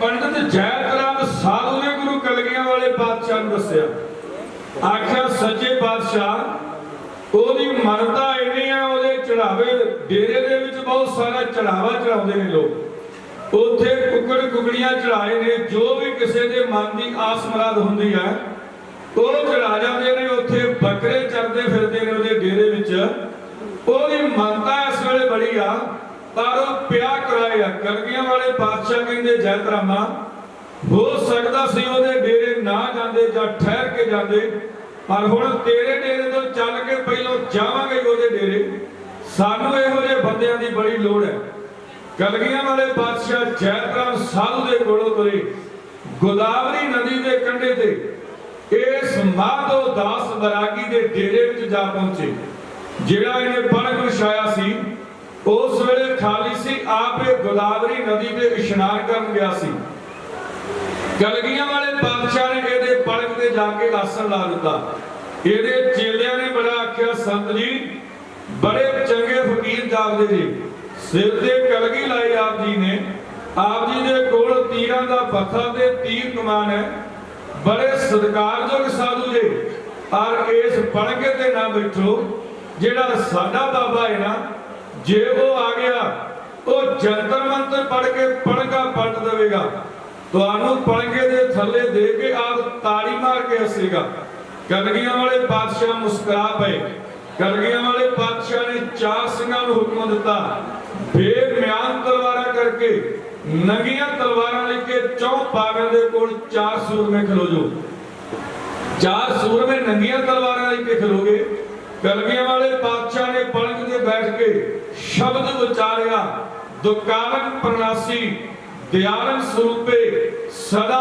ਅੰਗ ਸੰਗੇ ਅਭੰਗਨ ਬੇਭੂਤੇ ਕਲਗੀਆਂ ਵਾਲੇ ਪਾਤਸ਼ਾਹ ਨੇ ਆਖਿਆ ਮਾਧੋ ਦਾਸ ਦੇ ਚੇਲਿਓ ਇਸ ਪੜਕੇ ਨੂੰ ਹੁਣ ਕੋਈ ਦੁਨੀਆ ਦੀ ਤਾਕਤ ਇੱਕ ਸੂਤਰ ਵੀ ਹਿਲਾ ਨਹੀਂ ਸਕਦੀ ਇਹ ਮਾਧੋ ਦਾਸ ਦੇ ਚੇਲੇ ਜਿਹੜੇ ਸੀ ਉਹ ਵੇਖ ਰਹੇ ਉਹਨਾਂ ਦਾ ਦਿਮਾਗ ਚਕਰਾ ਗਿਆ ਕਿ ਹੋ ਕੀ ਰਿਹਾ ਜਿਹੜੇ ਕਲਗੀਆਂ ਵਾਲੇ ਪਾਤਸ਼ਾਹ ਦੇ ਨਾਲ ਸੂਰਮੇ ਸੀ ਉਹਨਾਂ ਨੇ ਇਹਦੇ ਡੇਰੇ ਦੇ ਕੁਝ ਬੱਕਰੇ ਡੇਰੇ ਦੀ ਦੂਸਰੀ ਨੁਕਰ ਤੇ ਖੜ ਕੇ 5-7 ਬੱਕਰੇ ਝਟਕ ਦਿੱਤੇ ਇਹਦੇ ਚੇਲੇ ਭੱਜੇ ਗੋਦਾਵਰੀ ਨਦੀ ਵੱਲ ਨੂੰ ਇਹਨਾਂ ਮਾਧੋ ਦਾਸ ਨੂੰ ਜਾ ਕੇ ਆਖਿਆ ਮਾਧੋ ਦਾਸਾ ਤੇਰੇ ਡੇਰੇ ਵਿੱਚ ਇੱਕ ਕਲਗੀ ਵਾਲਾ ਆ ਕੇ ਬਹਿ ਗਿਆ ਉਹਦੇ ਨਾਲ ਵੀ 25 ਸਿੱਖ ਨੇ ਉਹਨਾਂ ਨੇ ਤੇਰੇ ਡੇਰੇ ਦੇ ਕਈ ਬੱਕਰੇ ਝਟਕ ਦਿੱਤੇ ਆ ਤੇਰੇ ਡੇਰੇ ਵਿੱਚ ਖੂਨ ਖਰਾਬਾ ਕਰ ਦਿੱਤਾ ਹੈ ਤੇਰੇ ਡੇਰੇ ਦੀ ਸਾਰੀ ਮਰਿਆਦਾ ਹੀ ਬਦਲ ਦਿੱਤੀ ਆ ਉਹਨਾਂ ਦਾ ਗੁਰੂ ਪਲਕ ਤੇ ਆਸਣ ਲਾ ਕੇ ਬਹਿ ਗਿਆ ਉਹਦੇ ਚੇਲੇ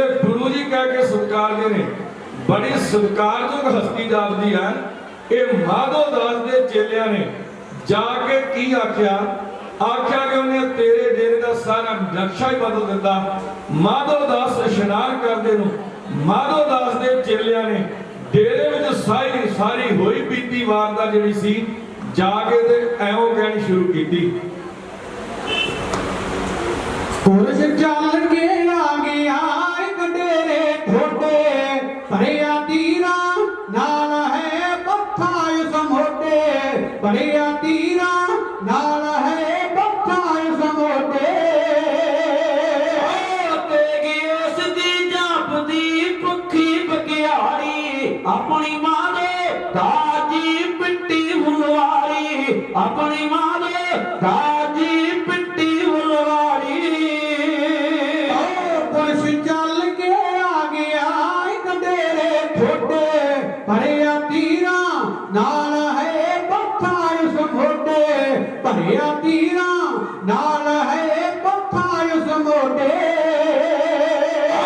ਤੇਗੀ ਉਸ ਦੀ ਜਾਪਦੀ ਭੁੱਖੀ ਵਾਰੀ ਆਪਣੀ ਮਾਂ ਦੇ ਦਾਜੀ ਪਿੱਟੀ ਫੁਲਵਾਰੀ ਤਾਕੀ ਆਤਮਾ ਵੈਸ਼ਨੂੰ ਸਮਝਿਆ ਚੱਕਰਾ ਵਿੱਚ ਪਵਿੱਤਰ ਬਾਗ ਦੇ ਛਟ ਗਿਆ ਜਾ ਬੱਕਰਾ ਵਿੱਚ ਪਵਿੱਤਰ ਬਾਗ ਦੇ ਛਟ ਗਿਆ ਜਾ ਬੱਕਰਾ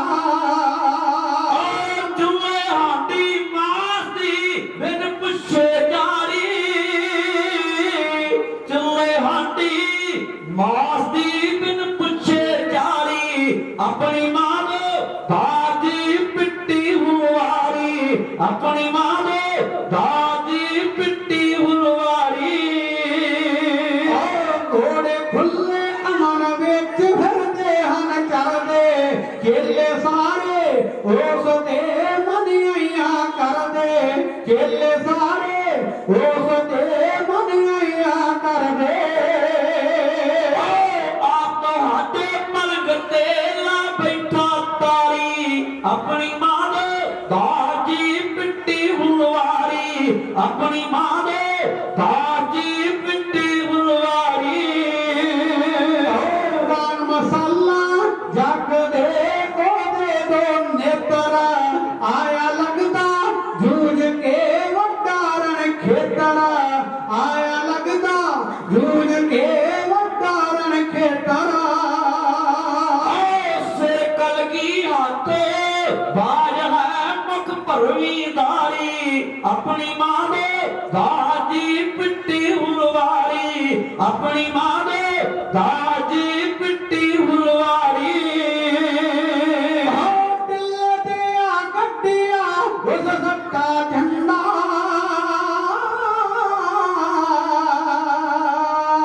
दिल दिया गड्डिया उस खट्टा झंडा कहेगा सानू चुकना तब तेरा डंडा कहेगा सानू चुकना तब तेरा डंडा कीते साडे चीर के दिल भारी भारी कीते साडे चीर के दिल भारी भारी अपनी मां दे दादी पिट्टी हुलवारी अपनी मां दे दादी पिट्टी हुलवारी मेहमानियन सब्दिया कर तको योरी कब्जा करते कर लिया इस धातों चोरी कब्जा करते कर लिया इस धातों चोरी जान बुझ के मार सा गल कीती मारी अपनी मां ने दादी पिट्टी हुलवारी अपनी मां ने दादी पिट्टी हुलवारी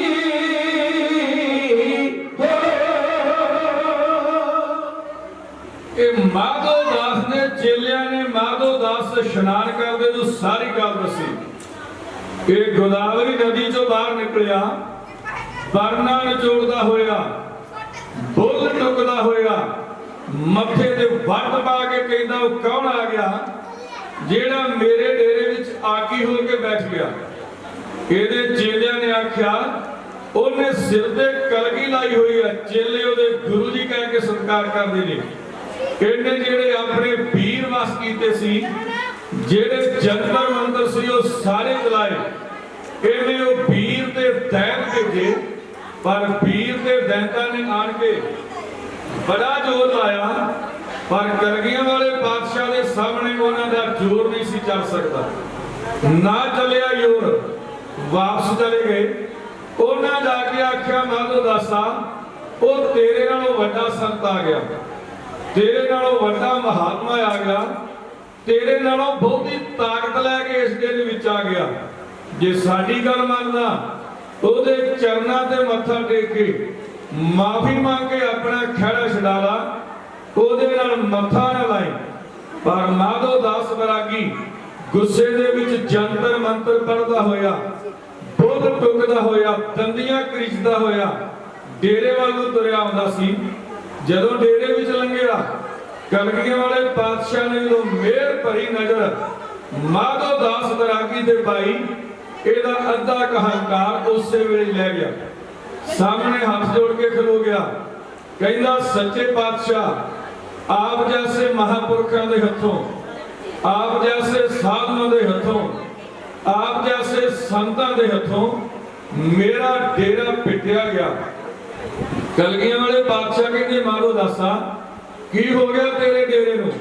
ਕਹਿੰਦਾ ਸੱਚੇ ਪਾਤਸ਼ਾਹ ਮੇਰੇ ਡੇਰੇ ਵਿੱਚ ਤੁਹਾਡੇ ਸਿੰਘਾਂ ਨੇ ਬੱਕਰੇ ਚੱਕ ਦਿੱਤੇ ਨੇ, ਖੂਨ ਡੁੱਲ ਗਿਆ ਡੇਰੇ ਵਿੱਚ, ਇਸ ਕਰਕੇ ਡੇਰਾ ਪਿੱਟਿਆ ਗਿਆ।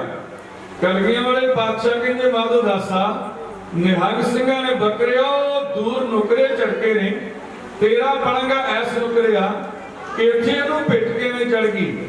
ਕਹਿੰਦਾ ਸੱਚੇ ਪਾਤਸ਼ਾਹ, ਜਿਸ ਘਰ ਵਿੱਚ ਖੂਨ ਡੁੱਲ ਜੇ ਉਹ ਘਰ ਪਿੱਟਿਆ ਜਾਂਦਾ। ਕਲਗੀਆਂ ਵਾਲੇ ਪਾਤਸ਼ਾਹ ਕਹਿੰਦੇ ਮਾਧੋ ਦਾਸਾ, ਫਿਰ ਸਾਡੀਆਂ ਕੋਈ 2-4 ਗੱਲਾਂ ਦੇ ਜਵਾਬ ਦੇ। ਕਹਿੰਦਾ ਦੱਸੋ ਮਹਾਰਾਜ। ਕਲਗੀਆਂ ਵਾਲੇ ਪਾਤਸ਼ਾਹ ਕਹਿੰਦੇ ਮਾਧੋ ਦਾਸਾ, ਜਿਸ ਘਰ ਵਿੱਚ ਖੂਨ ਡੁੱਲ ਜੇ ਉਹ ਘਰ ਪਿੱਟਿਆ ਜਾਂਦਾ। ਕਹਿੰਦਾ ਹਾਂ ਮਹਾਰਾਜ, ਪਿੱਟਿਆ ਜਾਂਦਾ। ਤੇ ਕਲਗੀਆਂ ਵਾਲੇ ਪਾਤਸ਼ਾਹ ਕਹਿੰਦੇ ਇਸ ਭਾਰਤ ਦੇਸ਼ ਵਿੱਚ ਬੇਗੁਨਾਹ ਦੇ ਖੂਨ ਦੀਆਂ ਨਦੀਆਂ ਵਹਿ ਰਹੀਆਂ ਨੇ, ਫਿਰ ਉਸ ਦੇਸ਼ ਵਿੱਚ ਇੱਕ ਨੁਕਰੇ ਤੇਰਾ ਡੇਰਾ ਠੀਕ ਕਿਵੇਂ ਰਹਿ ਗਿਆ। ਕਹਿੰਦਾ ਸੱਚੇ ਪਾਤਸ਼ਾਹ, ਪੂਰੀ ਸਮਝ ਨਹੀਂ ਆਈ। ਕਲਗੀਆਂ ਵਾਲੇ ਪਾਤਸ਼ਾਹ ਕਹਿੰਦੇ ਮਾਧੋ ਦਾਸਾ, ਇਸ ਭਾਰਤ ਦੇਸ਼ ਵਿੱਚ ਗੁਰੂ ਅਰਜਨ ਦੇਵ ਪਾਤਸ਼ਾਹ ਨੂੰ ਤਤੀ ਤਵੀ ਤੇ ਬਿਠਾ ਕੇ ਉਬਲਦੀ ਦੇਗ ਵਿੱਚ ਉਬਾਲ ਕੇ ਰਾਵੀ ਦਰਿਆ ਵਿੱਚ ਡੋਬ ਕੇ ਸ਼ਹੀਦ ਕੀਤਾ ਗਿਆ। ਜਦੋਂ ਉਹਨਾਂ ਦਾ ਖੂਨ ਇਸ ਧਰਤੀ ਤੇ ਡੁੱਲਾ, ਤੇਰਾ ਡੇਰਾ ਠੀਕ ਕਿਵੇਂ ਰਹਿ ਗਿਆ। ਇਸੇ ਧਰਤੀ ਤੇ ਦਿੱਲੀ ਸ਼ਹਿਰ ਵਿੱਚ ਗੁਰੂ ਤੇਗ ਬਹਾਦਰ ਪਾਤਸ਼ਾਹ ਦਾ ਤਲਵਾਰ ਦੇ ਨਾਲ ਧੜ ਤੋਂ ਸੀਸ ਵੱਖਰਾ ਕੀਤਾ ਗਿਆ। ਉੱਥੇ ਭਾਈ ਮਤੀ ਦਾਸ ਨੂੰ ਆਰੇ ਦੇ ਨਾਲ ਚੀਰ ਕੇ ਸ਼ਹੀਦ ਕੀਤਾ ਗਿਆ। ਇੱਕ ਸਿੱਖ ਨੂੰ ਉਬਲਦੀ ਦੇਗ ਵਿੱਚ ਉਬਾਲ ਦਿੱਤਾ ਗਿਆ।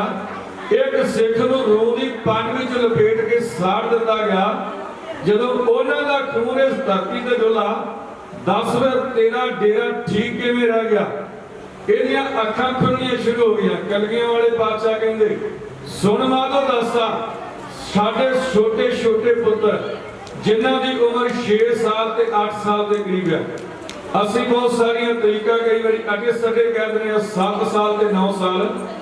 ਅਸਲ ਵਿੱਚ ਜਿਹੜੀ ਉਮਰ ਹੈ ਬਾਬਾ ਫਤਿਹ ਸਿੰਘ ਸਾਹਿਬ ਦੀ 5 ਸਾਲ 10 ਮਹੀਨੇ ਤੇ 10 ਦਿਨ ਦੀ ਉਮਰ ਹੈ। ਬਾਬਾ ਜੋਰਾਵਰ ਸਿੰਘ ਸਾਹਿਬ ਦੀ ਉਮਰ 7 ਸਾਲ 11 ਮਹੀਨੇ ਤੇ 8 ਦਿਨ ਦੀ ਉਮਰ ਹੈ। ਭਾਵ ਕਿ 8 ਸਾਲ ਤੋਂ ਵੀ ਛੋਟਾ ਤੇ 6 ਸਾਲ ਤੋਂ ਵੀ ਛੋਟਾ। ਕਲਗੀਆਂ ਵਾਲੇ ਪਾਤਸ਼ਾਹ ਕਹਿੰਦੇ ਮਾਧੋ ਦਾਸਾ, ਉਹ ਛੋਟੇ ਛੋਟੇ ਪੁੱਤਰਾਂ ਨੂੰ ਨੀਹਾਂ ਵਿੱਚ ਚਿਣ ਕੇ ਸ਼ਹੀਦ ਕੀਤਾ ਗਿਆ। ਜਦੋਂ ਉਹਨਾਂ ਦਾ ਖੂਨ ਇਸ ਧਰਤੀ ਤੇ ਡੁੱਲਾ, ਦੱਸ ਤੇਰਾ ਡੇਰਾ ਠੀਕ ਕਿਵੇਂ ਰਹਿ ਗਿਆ। ਮੇਰੇ ਵੱਡੇ ਪੁੱਤਰ ਚਮਕੌਰ ਦੀ ਜੰਗ ਵਿੱਚ ਜਿਨ੍ਹਾਂ ਦਾ ਦੋਸ਼ ਕੋਈ ਨਹੀਂ ਸੀ, ਸਾਡਾ ਕਿਸੇ ਸਰਕਾਰ ਨਾਲ ਵੈਰ ਕੋਈ ਨਹੀਂ ਸੀ, ਸਾਡੀ ਟੱਕਰ ਸੀ ਜ਼ਬਰ ਦੇ ਨਾਲ, ਸਾਡੀ ਟੱਕਰ ਸੀ ਜ਼ੁਲਮ ਦੇ ਨਾਲ, ਸਾਡੀ ਟੱਕਰ ਸੀ ਜਿਹੜੇ ਵਿਰੋਧੀ ਧੱਕਾ ਕਰਦੇ ਉਹਨਾਂ ਦੇ ਨਾਲ। ਜਦੋਂ ਮੇਰੇ ਵੱਡੇ ਪੁੱਤਰਾਂ ਦਾ ਖੂਨ ਇਸ ਭਾਰਤ ਦੇਸ਼ ਦੀ ਧਰਤੀ ਤੇ ਡੁੱਲਾ, ਦੱਸ ਫਿਰ ਤੇਰਾ ਡੇਰਾ ਠੀਕ ਕਿਵੇਂ ਰਹਿ ਗਿਆ। ਇਹਦੀਆਂ ਅੱਖਾਂ ਖੁੱਲ ਗਈਆਂ। ਹੱਥ ਜੋੜ ਕੇ ਕਹਿੰਦਾ ਸੱਚੇ ਪਾਤਸ਼ਾਹ, ਮੈਂ ਅਣਜਾਣ ਸਾਂ, ਪਤਾ ਨਹੀਂ ਸੀ। ਸੱਚੇ ਪਾਤਸ਼ਾਹ ਦੇ ਚਰਨ ਪਕੜਦੇ। ਕਹਿੰਦਾ ਸੱਚੇ ਪਾਤਸ਼ਾਹ ਮੇਰੇ ਤੇ ਰਹਿਮਤ ਕਰੋ। ਪਰ ਕਲਗੀਆਂ ਵਾਲੇ ਪਾਤਸ਼ਾਹ ਕਹਿ ਰਹੇ ਨਹੀਂ ਮਾਧੋ ਦਾਸਾ, ਤੇਰੀਆਂ ਗੱਲਾਂ ਠੀਕ ਨਹੀਂ, ਤੇਰੇ ਹੰਕਾਰ ਭਰੇ ਬੋਲ ਨੇ। ਅਸੀਂ ਤੇਰੇ ਡੇਰੇ ਵਿੱਚ ਨਹੀਂ ਰਹਿਣਾ, ਅਸੀਂ ਤੈਨੂੰ ਛੱਡ ਕੇ ਇੱਥੋਂ ਅੱਗੇ ਚੱਲੇ ਆ, ਸਿਰਫ ਤੈਨੂੰ ਜਾਣੂ ਹੀ ਕਰਾਉਣਾ ਸੀ ਇਹਨਾਂ ਚੀਜ਼ਾਂ ਤੋਂ। ਪਰ ਮਾਧੋ ਦਾਸ ਬਰਾਗੀ ਨੇ ਕਲਗੀਆਂ ਵਾਲੇ ਪਾਤਸ਼ਾਹ ਦੇ ਚਰਨ ਘੁੱਟ ਕੇ ਪਕੜ ਲਏ। ਕਹਿੰਦਾ ਸੱਚੇ ਪਾਤਸ਼ਾਹ, ਮੈਂ ਜਾਣ ਨਹੀਂ ਦੇਣਾ, ਜਿੰਨਾ ਚਿਰ ਮੇਰਾ ਚਿੱਤ ਨਾ ਰਜੇ ਉਹਨਾਂ ਚਿਰ ਡੇਰੇ ਚੋਂ ਜਾਣ ਨਹੀਂ ਦੇਣਾ, ਕਿਉਂਕਿ ਤੁਹਾਡੇ ਬੋਲ ਬੜੇ ਮਿੱਠੇ ਨੇ। ਜਦੋਂ ਤੁਸੀਂ ਇੱਕ ਬੋਲ ਬੋਲਦੇ ਜੀ ਨਾ, ਮੇਰੇ ਸੜੇ ਹੋਏ ਸੀਨੇ ਨੂੰ, ਇਸ ਤਪਦੇ ਸੀਨੇ ਨੂੰ ਠੰਡ ਪੈਂਦੀ ਜਾਂਦੀ ਸੱਚੇ ਪਾਤਸ਼ਾਹ। ਪਰ ਕਲਗੀਆਂ ਵਾਲੇ ਪਾਤਸ਼ਾਹ ਕਹਿੰਦੇ ਮਾਧੋ ਦਾਸਾ, ਜਦੋਂ ਤੂੰ ਰੁੱਖੇ ਵਚਨ ਬੋਲਦਾ, ਤੂੰ ਕੌੜੇ ਵਚਨ ਬੋਲਦਾ, ਤੂੰ ਫਿੱਕੇ ਵਚਨ ਬੋਲਦਾ, ਸਾਡਾ ਚਿੱਤ ਨਹੀਂ ਕਰਦਾ ਤੇਰੇ ਡੇਰੇ ਵਿੱਚ ਰਹਿਣ ਨੂੰ, ਸਾਡਾ ਚਿੱਤ ਕਰਦਾ ਇੱਥੋਂ ਚਲੇ ਜਾਈਏ। ਕਲਗੀਆਂ ਵਾਲੇ ਪਾਤਸ਼ਾਹ ਵੇਖਦੇ ਸਨ ਕਿ ਵੇਖਦੇ ਆ ਮਾਧੋ ਦਾਸ ਦਾ ਕਿੰਨਾ ਕੁ ਪਿਆਰ ਹੈ, ਕਿੰਨੀ ਕੁ ਮੁਹੱਬਤ ਹੈ, ਕਿੰਨੇ ਕੁ ਤਰਲੇ ਲੈਂਦਾ ਸਾਨੂੰ ਇੱਥੇ ਰੱਖਣ ਦੀ ਖਾਤਰ।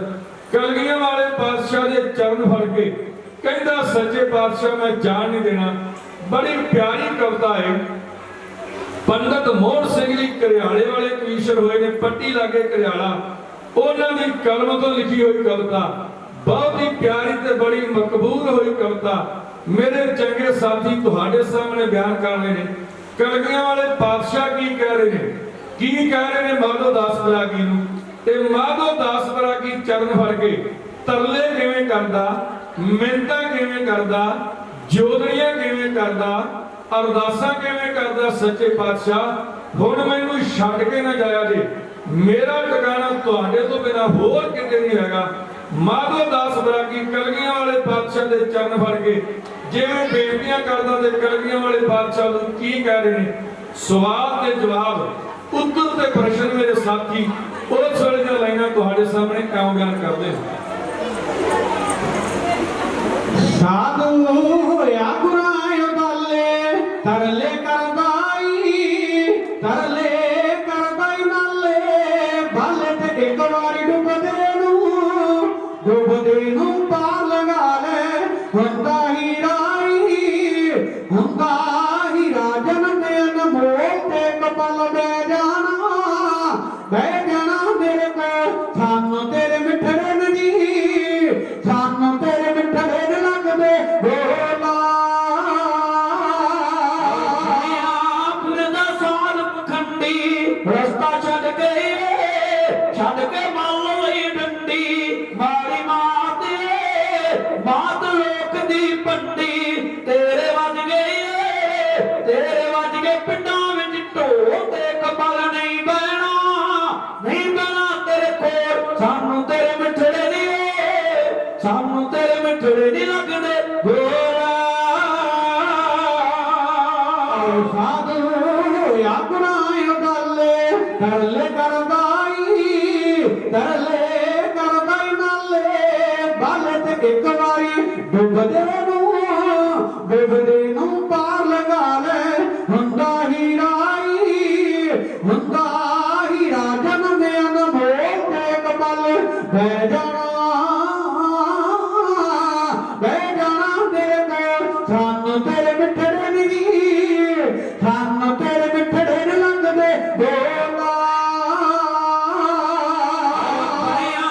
ਫਿਰਦਾ ਸਾਧ ਪਖੰਡੀ ਰਸਤਾ ਛੱਡ ਕੇ ਮੰਨ ਲਈ ਡੰਡੀ ਮਾਰੀ ਮਾਤ ਲੋਕ ਦੀ ਪੰਡੀ ਤੇਰੇ ਵੱਜ ਗਏ ਪਿੰਡਾਂ ਵਿੱਚ ਢੋਲ ਤੇ ਕਪਲ ਨਹੀਂ ਬਹਿਣਾ ਤੇਰੇ ਕੋਲ ਸਾਨੂੰ ਤੇਰੇ ਮਿੱਠੜੇ ਨਹੀਂ ਲੱਗਦੇ ਬੋਲਾ ਮੇਰੇ ਨਾਲ ਕਰੋ ਨਾ ਅੜੀਆਂ ਮੈਨੂੰ ਪਕੜ ਥੱਕਿਆ ਬਣਿਆ ਉਹ ਬਦਲਪੁਰੇ ਦਿਲਾ ਦੇ ਝੜੀਆਂ ਕਾਤਾਂ ਕਰਦੇ ਜੇ ਕੋਕ ਬੋਲ ਤੇ ਕਪਲ ਬਹਿ ਜਾਣਾ ਮੇਰੇ ਕੋਲ ਸਾਨੂੰ ਤੇਰੇ ਮਿੱਠੜੇ ਨਹੀਂ, ਸਾਨੂੰ ਤੇਰੇ ਮਿੱਠੜੇ ਨ ਲੱਗਦੇ ਬੋਲਾ ਦੇ ਵਿੱਚ ਸੁਆਗ ਪਾਈ ਤੈਨੂੰ ਭੁੱਲ ਗਈ ਰੱਬ ਖੁਦਾਈ ਕਾਤੋਂ ਕਰਦਾ ਏ ਬੁਰਾਈ ਤੇ ਕਰਮ ਕਰੀਏ ਨਾ ਚਾਹੀਏ ਨਾ ਕਦੇ ਮੁਖੋਂ ਤੇ ਕਪਲ ਨਹੀਂ ਬਹਿਣਾ ਤੇਰੇ ਕੋਲ ਸਾਨੂੰ ਤੇਰੇ ਮਿੱਠੜੇ ਨਹੀਂ ਲੱਗਦੇ ਬੋਲਾ ਤੁਸੀਂ ਚੰਦ ਤੇ ਮੈਂ ਚਕੋਰਾ ਬੈਠੇ ਉੱਪਰ ਫੁੱਲਾਂ ਦੇ ਭੋਰਾ ਤੁਸੀਂ ਬਖਸ਼ ਠੱਗ ਤੇ ਚੋਰ ਕਰਦੇ ਜੇ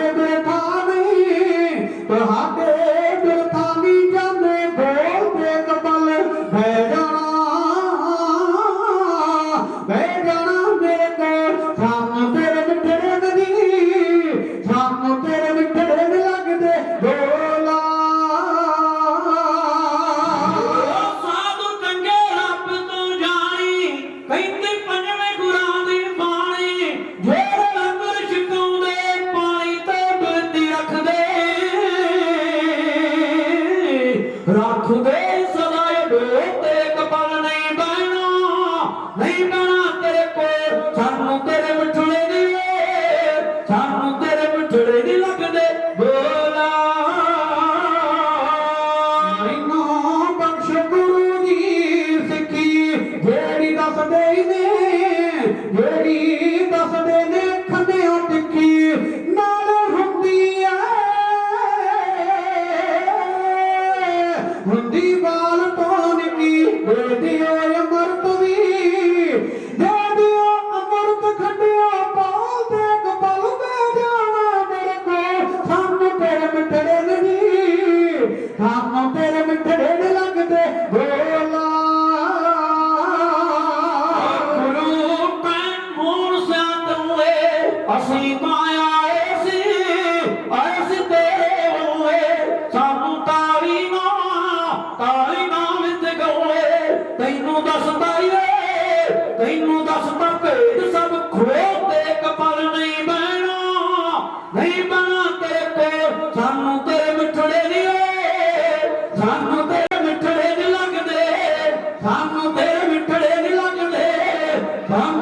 ਮਿੱਠੜੇ ਨਹੀਂ ਲੱਗਦੇ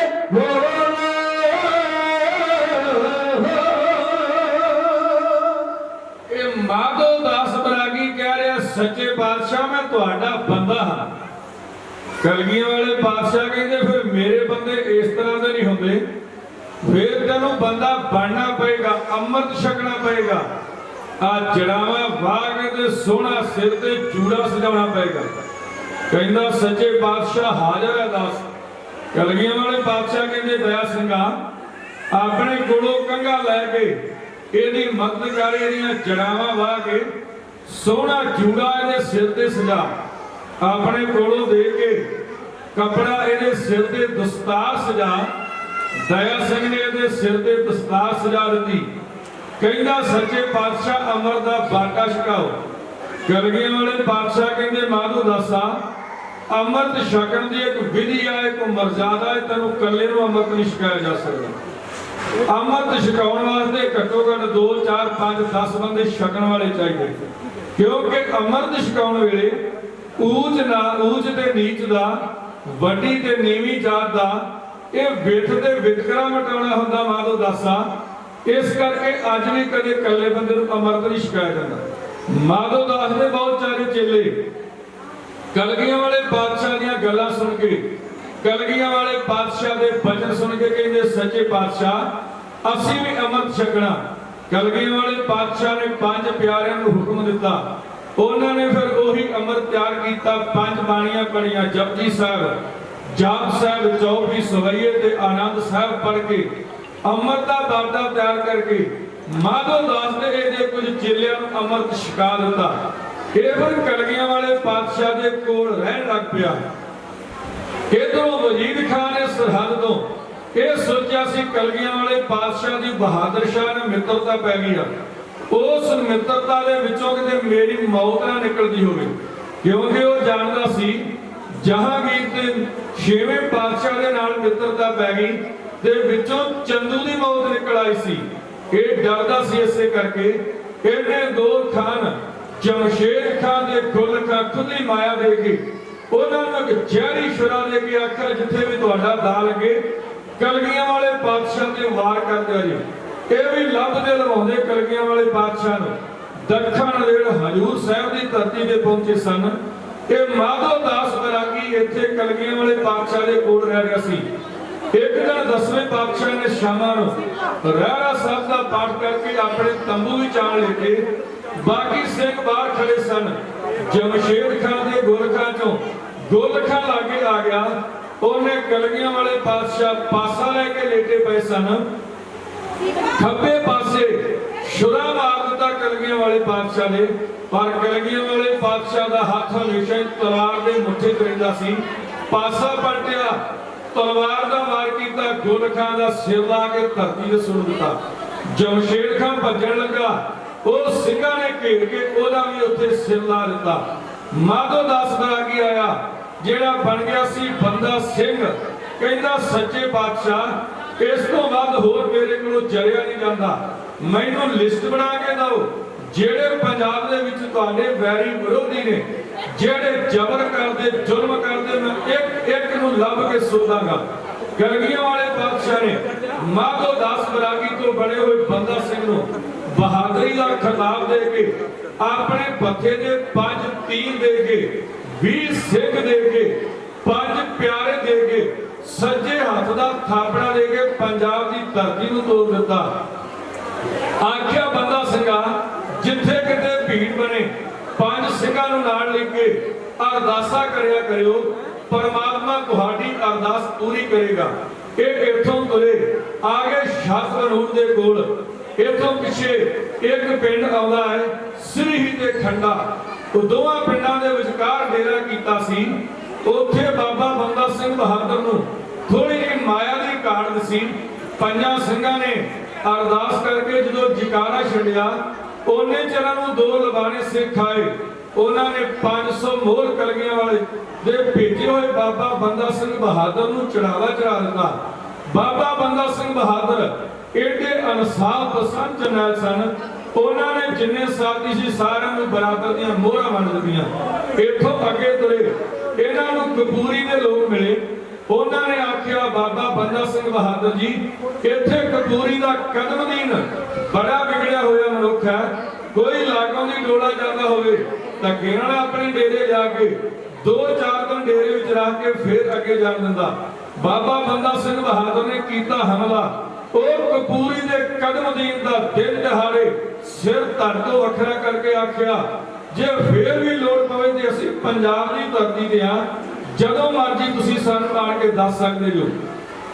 ਬਾਬਾ ਬੰਦਾ ਸਿੰਘ ਬਹਾਦਰ ਦੇ ਸੂਰਮਿਆਂ ਨੇ ਛੋਟੇ ਛੋਟੇ ਸ਼ਹਿਰ ਉਹ ਫਤਿਹ ਕਰਨੇ ਸ਼ੁਰੂ ਕੀਤੇ। ਇਹਨਾਂ ਨੇ ਸ਼ਾਹ ਬਨੂੜ ਮਾਰ ਲਿਆ, ਇਹਨਾਂ ਨੇ ਸ਼ਾਹਬਾਦ ਮਾਰ ਕੇ ਨਾ ਮੁਸਤਾਬਾਦ ਸਾਰੇ ਫਤਿਹ ਕਰ ਲਏ। ਇਧਰੋਂ ਮਾਝੇ ਤੇ ਮਾਲਵੇ ਦੁਆਬੇ ਦੇ ਸੂਰਮੇ ਹੋਰ ਬਾਬਾ ਬੰਦਾ ਸਿੰਘ ਬਹਾਦਰ ਦੀ ਮਦਦ ਵਾਸਤੇ ਤੁਰੇ। ਇਹ ਰੋਪੜ ਦੇ ਵਿੱਚ ਇਹਨਾਂ ਨੂੰ ਥੋੜੀ ਜਿਹੀ ਜੰਗ ਲੜਨੀ ਪਈ, ਕਿਉਂਕਿ ਵਜ਼ੀਰ ਖਾਨ ਨੇ ਅੱਗੇ ਫੌਜਾਂ ਭੇਜ ਦਿੱਤੀਆਂ, ਪੱਤਰਾਂ ਦੇ ਨਾਕੇ ਲਵਾ ਦਿੰਦੇ ਸੀ, ਪਰ ਸੂਰਮੇ ਦਰਿਆਵਾਂ ਦੇ ਵਿੱਚ ਦੀ ਬੇੜੀਆਂ ਪਾ ਕੇ ਬਾਹਰ ਹੋ ਗਏ। ਇੱਥੇ ਰੋਪੜ ਦੀ ਜੰਗ ਲੜ ਕੇ ਫਿਰ ਬਾਬਾ ਬੰਦਾ ਸਿੰਘ ਬਹਾਦਰ ਨੂੰ ਮਿਲੇ। ਵਜ਼ੀਰ ਖਾਨ ਨੇ 2 ਬੰਦੇ ਆਲੀ ਸਿੰਘ ਤੇ ਮਾਲੀ ਸਿੰਘ ਕੈਦ ਕਰ ਲਏ, ਕਿਉਂਕਿ ਉਹਨਾਂ ਨੇ ਆਖਿਆ ਸੀ ਸਾਡਾ ਸੂਰਮਾ ਕਲਗੀਆਂ ਵਾਲੇ ਬਾਦਸ਼ਾਹ ਤੋਂ ਥਾਪੜਾ ਲੈ ਕੇ ਆ ਰਿਹਾ। ਵਜ਼ੀਰ ਖਾਨ ਨੇ ਆਖਿਆ, ਲਿਆਓ ਸਰਹੰਦ ਤੇ ਚੜਾ ਕੇ ਹੱਡੀਆਂ ਰੋਕ ਦਿਆਂਗੇ। ਉਹਨਾਂ ਨੇ ਆਖਿਆ, ਵਜ਼ੀਰ ਖਾਨਾ ਸੰਭਲ ਕੇ ਗੱਲ ਕਰਨੀ ਤੇ ਜ਼ਬਾਨ ਖਿੱਚ ਦਿਆਂਗੇ। ਇਸ ਕਰਕੇ ਉਹਨਾਂ ਨੂੰ ਕੈਦ ਕਰ ਦਿੱਤਾ। ਉਹ ਦੋਵੇਂ ਸੂਰਮੇ ਰਾਤ ਨੂੰ ਜੇਲ੍ਹ ਦੀਆਂ ਸਲਾਖਾਂ ਟੁੱਟ ਕੇ ਨਿਕਲ ਕੇ ਜਾ ਕੇ ਬਾਬਾ ਬੰਦਾ ਸਿੰਘ ਬਹਾਦਰ ਨੂੰ ਮਿਲੇ। ਉਹਨਾਂ ਜਾ ਕੇ ਸਾਰੀ ਸਿਚੁਏਸ਼ਨ ਦੱਸ ਦਿੱਤੀ, ਸਾਰੀ ਗੱਲਬਾਤ ਦੱਸ ਦਿੱਤੀ। ਇਧਰੋਂ ਰੋਪੜ ਦੇ ਵਿੱਚੋਂ ਮਾਝੇ ਮਾਲਵੇ ਦੁਆਬੇ ਦੇ ਸੂਰਮੇ ਹੋਏ ਇਕੱਠੇ, ਬਾਬਾ ਬੰਦਾ ਸਿੰਘ ਬਹਾਦਰ ਦੇ ਨਾਲ ਮਿਲੇ। ਕੜਾਹ ਪ੍ਰਸ਼ਾਦ ਦੀਆਂ ਦੇਗਾਂ ਕੀਤੀਆਂ ਗਈਆਂ, ਜਕਾਰੇ ਛੱਡੇ ਗਏ। ਬਹੁਤ ਸਾਰਾ ਅਸਲਾ ਇੱਥੋਂ ਖਾਲਸੇ ਦੇ ਹੱਥ ਲੱਗਾ। ਫਿਰ ਖਾਲਸੇ ਨੂੰ ਬਹੁਤਾ ਗੁੱਸਾ ਸੀ ਸਮਾਣੇ ਦੇ, ਕਿਉਂਕਿ ਸਮਾਣੇ ਦਾ ਜਲਾਲ ਸੀ ਜਲਾਲਉਦੀਨ, ਜਿਹਨੇ ਗੁਰੂ ਤੇਗ ਬਹਾਦਰ ਪਾਤਸ਼ਾਹ ਦੇ ਤਲਵਾਰ ਦਾ ਵਾਰ ਕੀਤਾ ਸੀ। ਸਮਾਣੇ ਦੇ ਜਲਾਲ ਸੀ ਸ਼ਾਸਨ ਬੇਗ ਤੇ ਬਾਸ਼ਰ ਬੇਗ, ਜਿਨ੍ਹਾਂ ਨੇ ਛੋਟੇ ਸਾਹਿਬਜ਼ਾਦੇ ਸ਼ਹੀਦ ਕੀਤੇ ਸੀ। ਬਾਬਾ ਬੰਦਾ ਸਿੰਘ ਬਹਾਦਰ ਦੇ ਸੂਰਮਿਆਂ ਨੇ 26 ਨਵੰਬਰ 1709 ਨੂੰ ਸੂਰਜ ਚੜ੍ਹਨ ਦੇ ਨਾਲ ਸਮਾਣੇ ਤੇ ਹਮਲਾ ਕੀਤਾ ਤੇ ਸੂਰਜ ਛਿਪਦੇ ਤੱਕ 10,000 ਸੱਜਣ ਤੇ ਮੁਗਲ ਤਲਵਾਰ ਦੀ ਧਾਰ ਲਗਾ ਦਿੱਤੇ। ਜਦੋਂ ਇੱਥੋਂ ਅੱਗੇ ਵਧੇ, ਬਾਬਾ ਬਾਜ ਸਿੰਘ ਪੱਟੀ ਵਾਲੇ ਨੇ ਆਖਿਆ, ਬਾਬਾ ਜੀ, ਵਜ਼ੀਰ ਖਾਨ ਕਿਤੇ ਇਹ ਨਾ ਸੋਚੇ ਕਿ ਮੇਰੇ ਸੁੱਤੇ ਤੇ ਹਮਲਾ ਕੀਤਾ, ਮੈਨੂੰ ਪਤਾ ਨਹੀਂ ਸੀ, ਇੱਕ ਚਿੱਠੀ ਲਿਖੋ। ਬਾਬਾ ਬੰਦਾ ਸਿੰਘ ਬਹਾਦਰ ਨੇ ਗੋਡੇ ਤੇ ਰੱਖ ਕੇ ਢਾਲ, ਉਹਦੇ ਤੇ ਰੱਖ ਕੇ ਕਾਗਜ਼ ਦੀ ਹਿੱਕ ਤੇ 4 ਲਫ਼ਜ਼ ਜਿਹੜੇ ਲਿਖੇ ਨੇ। ਕੀ ਲਿਖਿਆ? ਆਖਿਆ, ਸੂਬਾ ਸਰਹੰਦ ਕਿਤੇ ਭੁਲੇਖੇ ਵਿੱਚ ਨਾ ਮਾਰਿਆ ਜਾਵੇ। ਕਲਗੀਆਂ ਵਾਲੇ ਪਾਤਸ਼ਾਹ ਦਾ ਸੂਰਮਾ ਬਾਬਾ ਬੰਦਾ ਸਿੰਘ ਬਹਾਦਰੀ ਦਾ ਖਿਤਾਬ ਲੈ ਕੇ ਕਲਗੀਆਂ ਵਾਲੇ ਪਾਤਸ਼ਾਹ ਕੋਲੋਂ ਸੱਜੇ ਹੱਥ ਦਾ ਥਾਪੜਾ ਲੈ ਕੇ ਤੁਰਿਆ ਆ ਰਿਹਾ। ਜਿਹੜੇ ਯਾਰ ਨੂੰ ਬੁਲਾਉਣਾ ਬੁਲਾ ਲਾ, ਜਿਹੜੇ ਸੱਜਣ ਨੂੰ ਯਾਦ ਕਰਨਾ ਯਾਦ ਕਰ ਲਾ। ਫੇਰ ਨਾ ਆਖੀ ਮੈਂ ਭੁਲੇਖੇ ਨਾਲ ਮਾਰਿਆ ਗਿਆ। ਬਾਬਾ ਬੰਦਾ ਸਿੰਘ ਬਹਾਦਰ ਨੇ ਉਸ ਕਾਗਜ਼ ਦੀ ਹਿੱਕ ਤੇ 4 ਲਫ਼ਜ਼ ਐਵੇਂ ਲਿਖੇ, ਬੰਦਾ ਸਿੰਘ ਬਹਾਦਰੀ ਉਹਦੇ ਚਿੱਠੀ ਲੇਖ ਕਲਾਈ,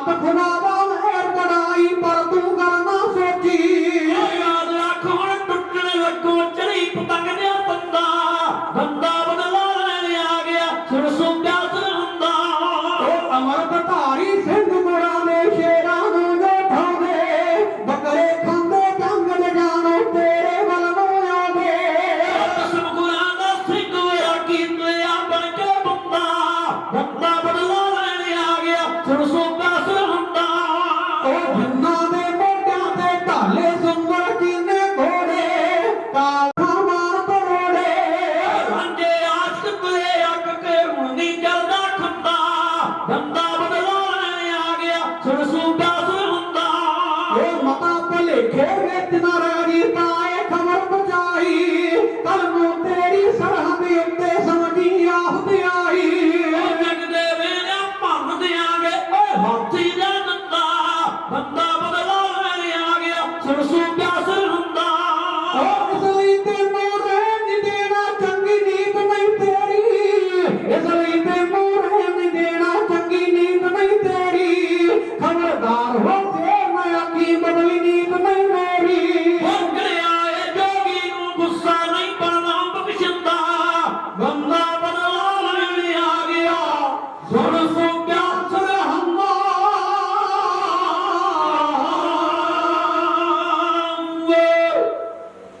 ਬੰਦਾ ਸਿੰਘ ਬਹਾਦਰ ਨੇ ਲਿਖਿਆ ਇਸ ਲਈ ਤੈਨੂੰ ਰਹਿਣ ਨਹੀਂ ਦੇਣਾ ਚੰਗੀ ਨੀਤ ਨਹੀਂ ਤੇਰੀ ਖਬਰਦਾਰ ਹੋ ਫੇਰ ਨਾ ਆਖੀ ਬਦਲੀ ਨੀਤ ਨਹੀਂ ਮੇਰੀ ਚੜਿਆ ਏ ਜੋਗੀ ਨੂੰ ਗੁੱਸਾ ਨਹੀਂ ਬਣਨਾ ਬਖਸ਼ੰਦਾ ਬੰਦਾ ਬਦਲਾ ਲੈਣ ਆ ਗਿਆ ਸੁਣ ਸੂਬੇ ਸਰਹੱਦਾਂ ਉਹਨੇ ਆਖਿਆ ਤੈਨੂੰ ਬਖਸ਼ਣਾ ਨਹੀਂ ਭਾਵੇਂ ਜਿੰਨੀਆਂ ਮਰਜ਼ੀ ਮੁਆਫੀਆਂ ਮੰਗ ਲਈ ਕਿਉਂਕਿ ਤੂੰ ਕੰਮ ਹੀ ਬੜੇ ਭੈੜੇ ਕੀਤੇ ਆ।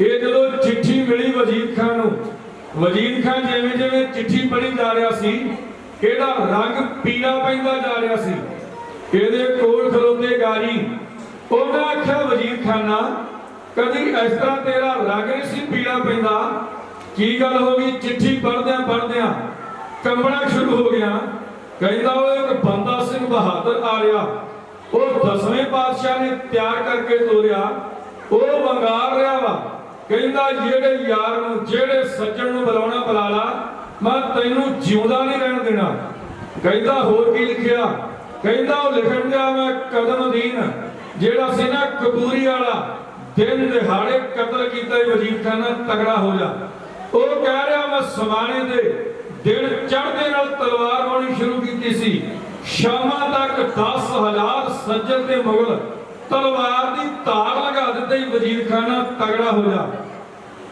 ਇਹ ਨਾਲਦਿਆਂ ਨੇ ਫਿਰ ਦਲੇਰੀਆਂ ਦਿੱਤੀਆਂ ਕਹਿੰਦੇ ਵਜ਼ੀਰ ਖਾਨਾ ਫਿਕਰ ਨਾ ਕਰ ਇੱਕ ਵਾਰੀ ਸਾਨੂੰ ਉਹਨਾਂ ਦੇ ਸਾਹਮਣੇ ਤੇ ਲੈ ਸਾਡੇ ਨਾਲ ਟੱਕਰ ਲਾ ਲੈਣ ਦੇ ਇਹ ਕੁਣਕੇ ਖਾਣੇ ਭਾਈਆਂ ਦੇ ਮੂੰਹ ਪਵਾ ਦੇਣਗੇ ਅਸਲ 'ਚ ਵਜ਼ੀਰ ਖਾਨ ਸੀ ਕਰ ਰਿਹਾ ਇਹਦੇ ਕੀਤੇ ਹੋਏ ਪਾਪ ਕਰਾਉਂਦੇ ਸੀ ਇਹਨੂੰ ਲਾਲ ਸਿੰਘ ਕਵਰ ਹੋਇਆ ਉਹਨੇ 2 ਲਾਈਨਾਂ ਲਿਖੀਆਂ ਨੇ ਬੜਾ ਤਗੜਾ ਕਵੀ ਸੀ ਉਹ ਕਹਿੰਦਾ ਮਜਬ ਦਾ ਡਰ ਨਹੀਂ ਗਜਬ ਦਾ ਡਰ ਨਹੀਂ ਕਰਤੂਤ ਦਾ ਡਰ ਹੈ ਕਵਰ ਉਹ ਰੱਬ ਦਾ ਵੀ ਡਰ ਨਹੀਂ ਜੇ ਬੰਦੇ ਦੀ ਕਰਤੂਤ ਸਹੀ ਹੋਵੇ ਉਹਨੂੰ ਫਿਰ ਰੱਬ ਦੀ ਕਚਹਿਰੀ ਵਿੱਚ ਕੋਈ ਸਜ਼ਾ ਨਹੀਂ ਮਿਲਦੀ ਤੇ ਜਿਹਦੀ ਕਰਤੂਤ ਮਾੜੀ ਹੋਵੇ ਉਹ ਥਾਂ ਥਾਂ ਤੇ ਸਜ਼ਾ ਲੈਂਦਾ ਥਾਂ ਤੇ ਮਾਫੀਆਂ ਮੰਗਦਾ ਫਿਰਦਾ ਇਹ ਵਜ਼ੀਰ ਖਾਨ ਦੀ ਗੱਲ ਸੁਣ ਕੇ ਨਾਲਦਿਆਂ ਨੇ ਦਲੇਰੀਆਂ ਦਿੱਤੀਆਂ ਵਜ਼ੀਰ ਖਾਨ ਨੇ ਤਿਆਰੀ ਦਾ ਹੁਕਮ ਦਿੱਤਾ ਇਹ 12-14,000 ਗਾਜ਼ੀਆਂ ਨੂੰ ਨਾਲ ਲੈ ਕੇ ਇੱਥੋਂ ਨਿਕਲਿਆ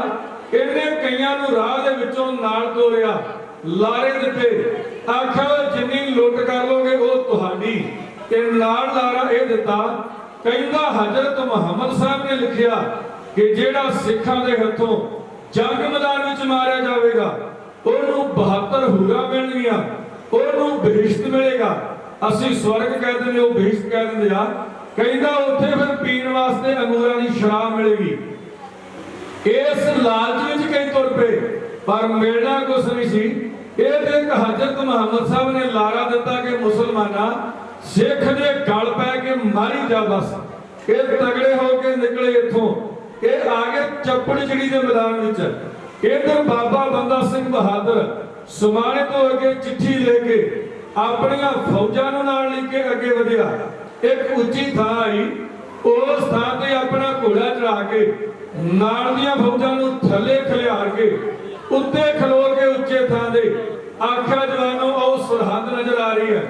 ਖਾਲਸਾ ਘੜੀਆਂ ਵਿੱਚ ਕੋਹ ਕਰਦਾ ਹੋਇਆ ਸਰਹੱਦ ਨੂੰ ਫਤਿਹ ਕਰ ਲੇਗਾ। ਬੰਦਾ ਸਿੰਘ ਨੇ ਮੁੱਛ ਨੂੰ ਤਾ ਦੇ ਕੇ ਕਿਹਾ, ਨਿਰਦ ਦੀ ਕਲੇ ਮਕਾਓ ਸਿੰਘੋ, ਆਪਾਂ ਵੈਰ ਲੈਣਾ ਸਾਹਿਬਜ਼ਾਦਿਆਂ ਦਾ, ਸਭ ਨੂੰ ਕੀਤੀ ਦਾ ਫਲ ਭੁਗਤਾਓ ਸਿੰਘੋ। ਦੇਣੇ ਪਾਪੀਆਂ ਨੂੰ ਫਲ ਕਰਨੀਆਂ ਦੇ, ਕਰਜ਼ ਸੀਸ ਤੇ ਚੜੇ ਨੇ ਲਾਓ ਸਿੰਘੋ। ਸੁੱਚਾ ਨੰਦ ਨੂੰ ਜਿਉਂਦੇ ਨਹੀਂ ਰਹਿਣ ਦੇਣਾ, ਫੜ ਕੇ ਵਜੀਦੇ ਨੂੰ ਬੈਠਕਿਆਂ ਦੇ ਪਿੱਛੇ ਪਾਓ ਸਿੰਘੋ। ਜੋਗੀ ਕੱਟ ਕੇ ਪੰਧ ਸਰਹੱਦ ਲੈ ਲਓ। ਕਹਿੰਦਾ ਇਹ ਪੰਧ ਕੱਟ ਕੇ ਜਲਦੀ ਦੇ ਨਾਲ ਆਪਾਂ ਸਰਹੱਦ ਪਹੁੰਚ ਜਾਣਾ। ਬਾਬਾ ਬੰਦਾ ਸਿੰਘ ਬਹਾਦਰ ਦੀਆਂ ਫੌਜਾਂ ਅੱਗੇ ਵਧੀਆਂ। ਇਧਰੋਂ ਵਜ਼ੀਰ ਖਾਨ ਨੇ ਸਭ ਤੋਂ ਪਹਿਲਾਂ ਹਾਥੀਆਂ ਦੀ ਪਾਲ ਅੱਗੇ ਵਧਾ ਦਿੱਤੀ, ਪਰ ਸੂਰਮਿਆਂ ਨੇ ਉਹ ਹਾਥੀਆਂ ਦੇ ਮੱਥਿਆਂ ਵਿੱਚ ਤੀਰ ਮਾਰੇ। ਕੁਝ ਹਾਥੀ ਡਰ ਕਰਦੇ ਧਰਤੀ ਤੇ ਡਿੱਗ ਪਏ, ਬਾਕੀ ਹਾਥੀ ਡਰਦੇ ਪਛਾਣ ਨੂੰ ਆਪਣੀ ਫੌਜ ਨੂੰ ਲਤਾੜਦੇ ਹੋਏ ਭੱਜ ਗਏ। ਇਹਨੇ ਫਿਰ ਤੋਪਖਾਨੇ ਨੂੰ ਹੁਕਮ ਦਿੱਤਾ।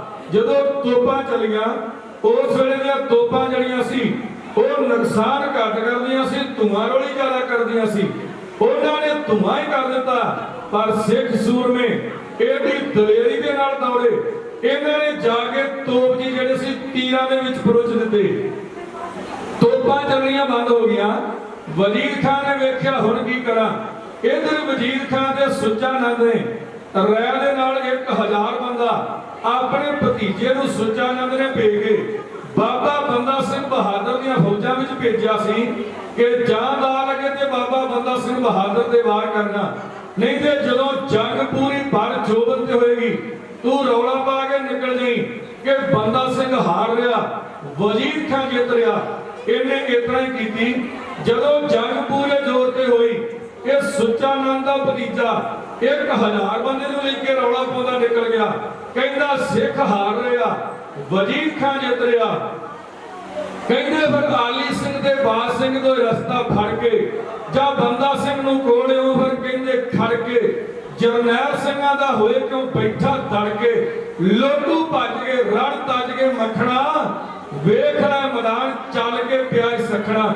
ਬਾਬਾ ਬੰਦਾ ਸਿੰਘ ਬਹਾਦਰ ਨੂੰ ਇਹਨਾਂ ਦੱਸਿਆ।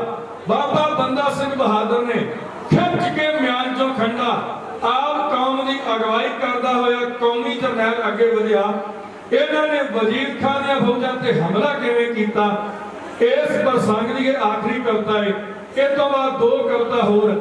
ਇੱਕ ਮੈਂ ਹੁਣ ਬੇਨਤੀ ਕਰੂੰਗਾ ਵੀਰ ਪੰਜਾਬ ਸਿੰਘ ਨੂੰ ਕਿ ਵੀਰ ਹੀਰਾ ਸਿੰਘ ਦੇ ਕੋਲ ਆ, ਤੁਸੀਂ ਵੀ ਆ ਜਾਓ।